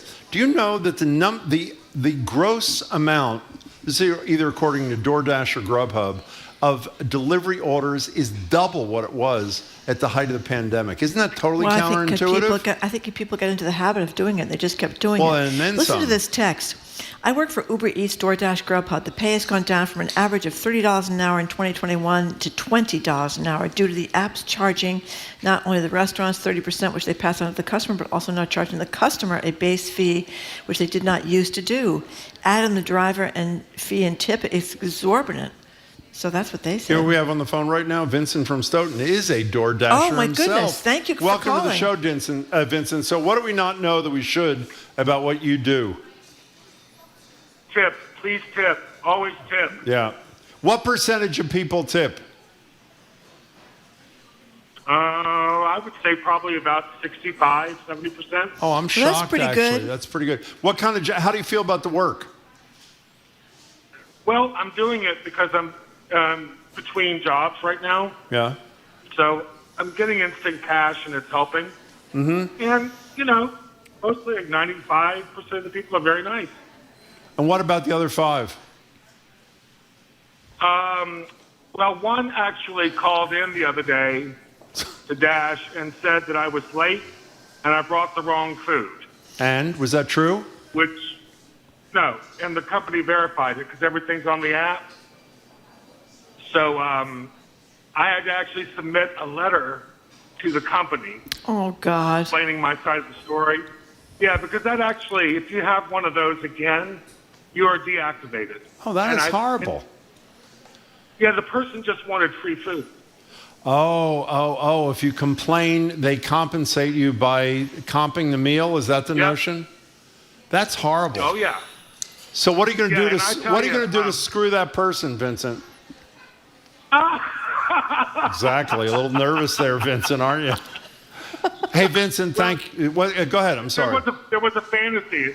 There was a fantasy about, throwing a raw egg, but, I'm too old for that. Okay, well, call somebody who isn't. Vincent, thank you for the call. Good luck with the work. One of our texters, Jim, is sick of you giving Jamie a hard time about the pizza box. Why? Has he done it too? Or she done it too? Or they done it too? No, they just don't like it. And they say, Jim, why don't you go and stick a Q-tip in your ear? Well, I have stuck a Q-tip in my... By the way, I'm not criticizing at all, Jamie. If that's what you like, you should do it. Mm-hmm. Yeah, it's weird. By the way, often during our show, he has a hot pizza box on his lap too, and he's not gone anywhere.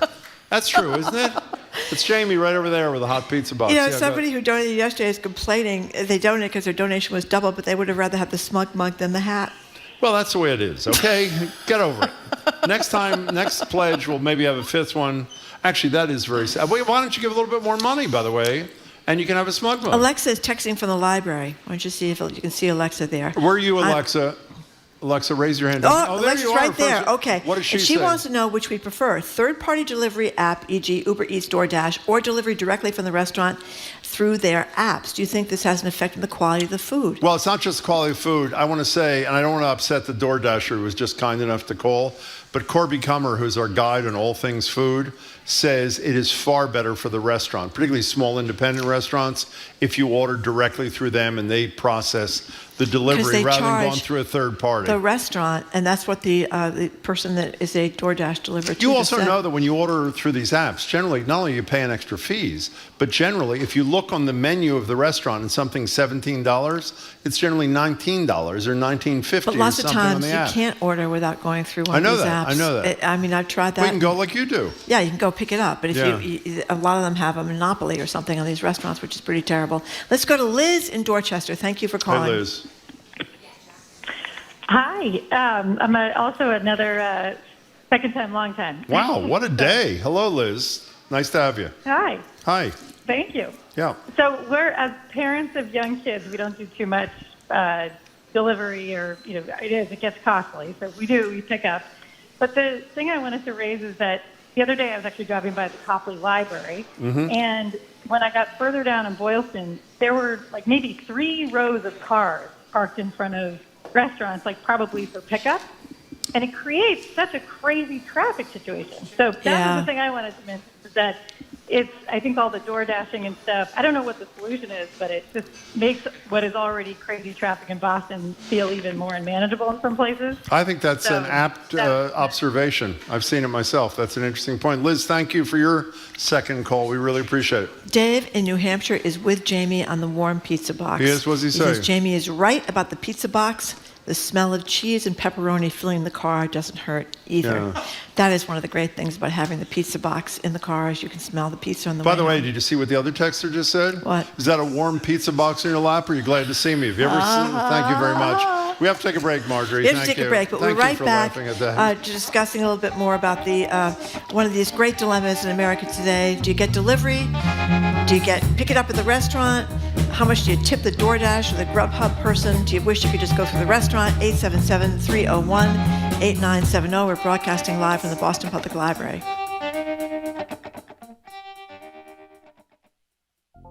Live, local, 3 hours a day, 5 days a week. Jim Braude, Margery Eagan, Boston Public Radio. It's here on GBH Radio because of your support. Now's your chance to keep the conversation going. Give online at gbhnews.org or call 888-897-9424. A friend of mine just texted me and said how unseemly it is that we are hawking and telling people to spend $120 on something that has our picture on it. We don't get the money, friend. The money goes to support the talent behind the mic and on the mic at all the wonderful shows on GBH Radio. So we are perfectly comfortable hawking. Are we not, Margery? Absolutely, Thank Jim. you very much. So here's the deal. This is the last day of the pledge. It's over, I assume, at 7 o'clock tonight. Our show is over at 2 o'clock in a few minutes. You simply call 888-897-9424. Go online at gbhnews.org. While it's $10 a month or $120 all at once, which, by the way, that $10 a month makes you a sustaining member. Actually, any amount regularly per month makes you a sustaining member, which is great. If you can't afford that or aren't into the mug, give $5 once. If you got a ton of dough and you want the mug, then give whatever you can give, and you'll get the mug as well as contribute additional money. I guess basically helping those who can't give as much but would like to. But this is your last opportunity if you've been procrastinating. We really hope for the benefit of all of our coworkers, you are generous enough to do it now by calling 888-897-9424 or going to gbhnews.org. And this is the last day of our pledge, as we said. That means you won't have to listen to us asking you for money for quite some time now. But the reason we have to ask you for money is because GBH is free, and our support, the vast majority of it, more than 70%, comes from the generosity of listeners like you who are willing to contribute. Jan from Plymouth, Nancy from West Newton, Jane from Hanson, Carolyn from Winchester, James from Haverhill, all of you people, and many more that I can't get to. We're kind enough to support what you hear here at GBH, and we very much appreciate it. So this is it. Other than, if you didn't have this, you'd have these horrible commercials that went on for 5, 6, and 7 minutes, which you'd really hate. I never, ever, ever hawked virility pills at our old station. You have started this myth. No, it's true. But it's really stayed it's okay, with Jim. me. It's no it reason would to be okay, but I embarrassed. didn't do it. I didn't do it. Yes, you did. I did I not. hawked mattresses. That's what I did. Yeah, that is true. And I have 4 of them in my house. I know you do. 1 mug, 4 mattresses. That's right. The number to call is 888-897-9424. You can give securely at gbhnews.org. And we appreciate your listening, and we appreciate if you can give. And if you've been listening for a long time and you haven't given, you know, as Mitt Romney used to say, you don't want to be a free rider or a freeloader. Whatever he said, or whatever that free is. something, yes. We depend on the generosity of you guys. And so whatever you can give, if you can, we'd love it. 888-897-9424 or gbhnews.org.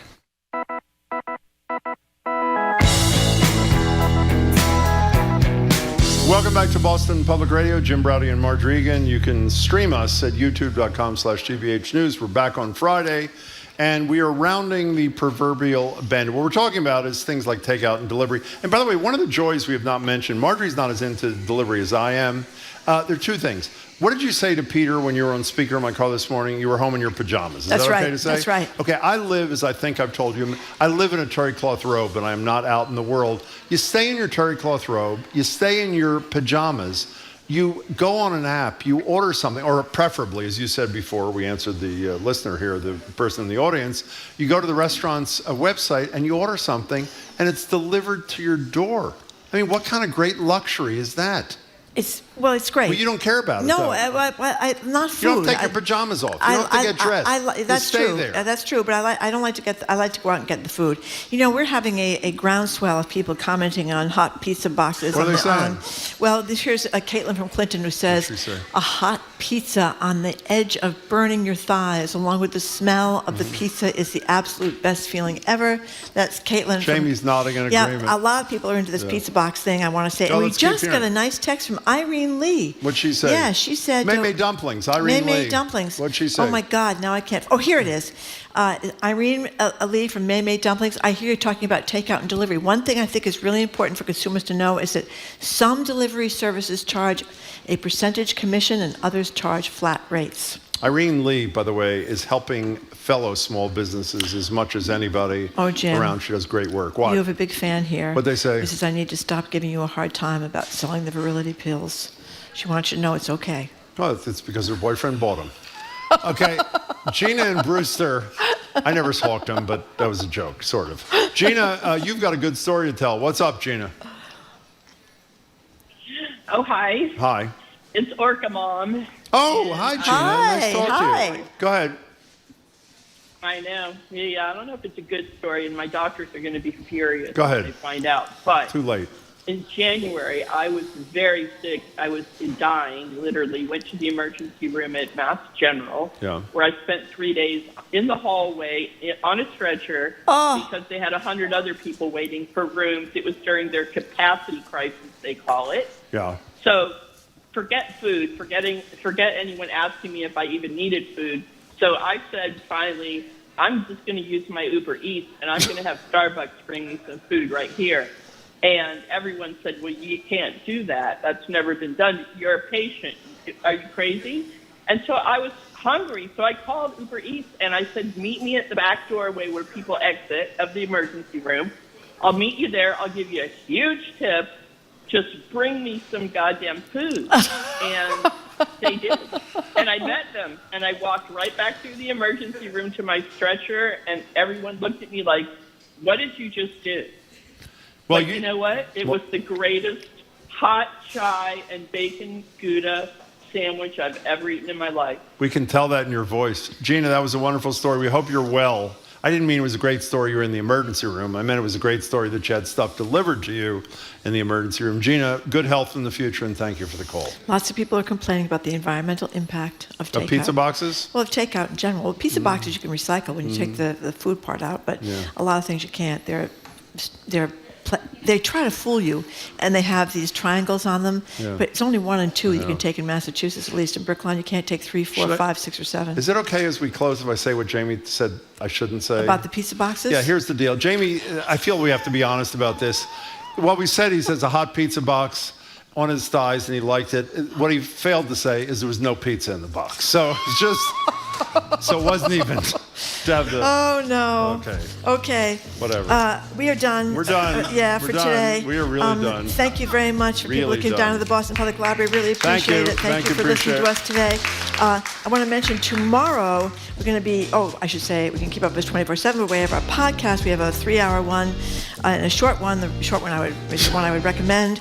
Tomorrow we're going to be with our food policy analyst Corby Kummer, former Massachusetts Public Safety Secretary Andrew Cabral, civil rights attorney and activist Alejandro Caraballo, tech man Andy. She just beat Elon Musk in court, by the way. She did in court, which is a pretty impressive achievement.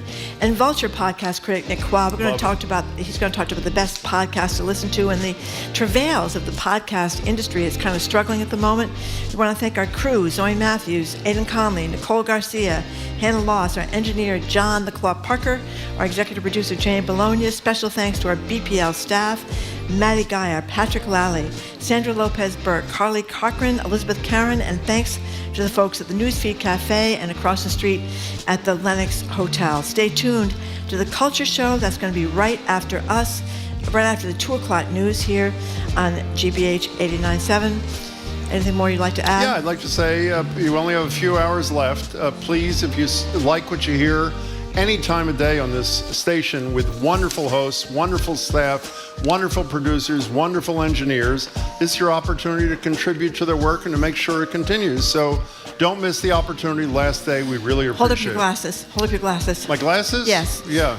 Those are back at the back of the library. If you still want to pick up some glasses before you go, they'll be here until the solar eclipse, April 8th, for free. That's right. I'm Margery Eagan. I'm Jim Braude. Thanks again for tuning in. Hope you can tune in tomorrow and have a great day. This is the last day of the GBH Spring Membership Drive. This is your very last chance to support BPR and get the Smug Mug. Please help pay for your listening in the months ahead by making a contribution. All gifts are welcome at gbhnews.org or 888-897-9424. I'm Zach Finn, and I'm joined with Jack Callahan. Yes, and the BPR Smug Mug, the newest one, brand new, out of the box today, if you will, has been a huge hit so far. Now, this is available until 7 o'clock tonight, but you only have a few minutes left to take advantage of this special offer with the mug and show your support for Boston Public Radio before 2 o'clock. So we're looking for 15 more contributions in about the next 8 minutes to make sure that we put the wraps on BPR today. $10 a month as a sustaining member, a one-time gift of $120. We're going to get you one of these mugs. It's got a great photo of Jim and Margery, and it has boxes that are checked off: verifiable, reliable, and undeniable. Please give us a call right now, 888-897-9424, or you can pick it up online at gbhnews.org. And right now we're looking to receive 15 contributions in the next 7 minutes to keep on track during the hour. Please sign up as a sustaining member, or you can make a one-time gift. The money you give now will help fund the news in the months ahead. gbhnews.org or call 888-897-9424. You know what makes public radio special? It's radio worth remembering, radio that matters to you after it's been broadcast. Jim and Margery introduce you to people who inspire you. They are introducing you to ideas that help you grow in your thinking. You, however, also make public radio special. Your contribution fuels our journalism and our programming. And your contribution right now will send a powerful signal that BPR is important to you. So please take a moment to give before 2 o'clock. Do it right now. 888-897-9424 or online at gbhnews.org. Support GBH, and you're going to get the brand new Boston Public Radio Smug Mug. This is a limited last day offer here. This is the last day of the membership drive. Jim and Margery are looking fabulous with just the right amount of smug, I'll add, on this really sharp-looking black.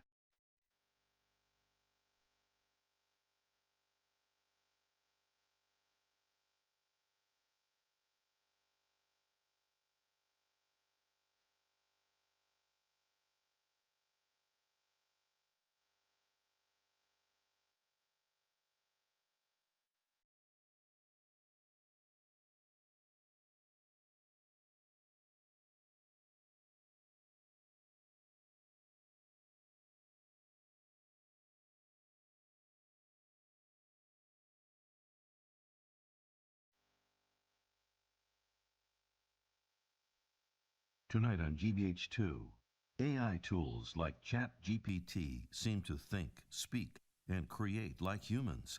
But what are they really doing? Nova explores the present and future of this technology on AI Revolution. Tonight at 9 on GBH2. Classical Radio Boston is WCRB-FM 99.5 HD1 Lowell, Boston, WGBH-FM HD2 Boston, WCAI-FM HD2 Woods Hole, WJMF-FM HD1 Smithfield, Providence, and at classical.org. Yundi with Chopin's Third Ballade.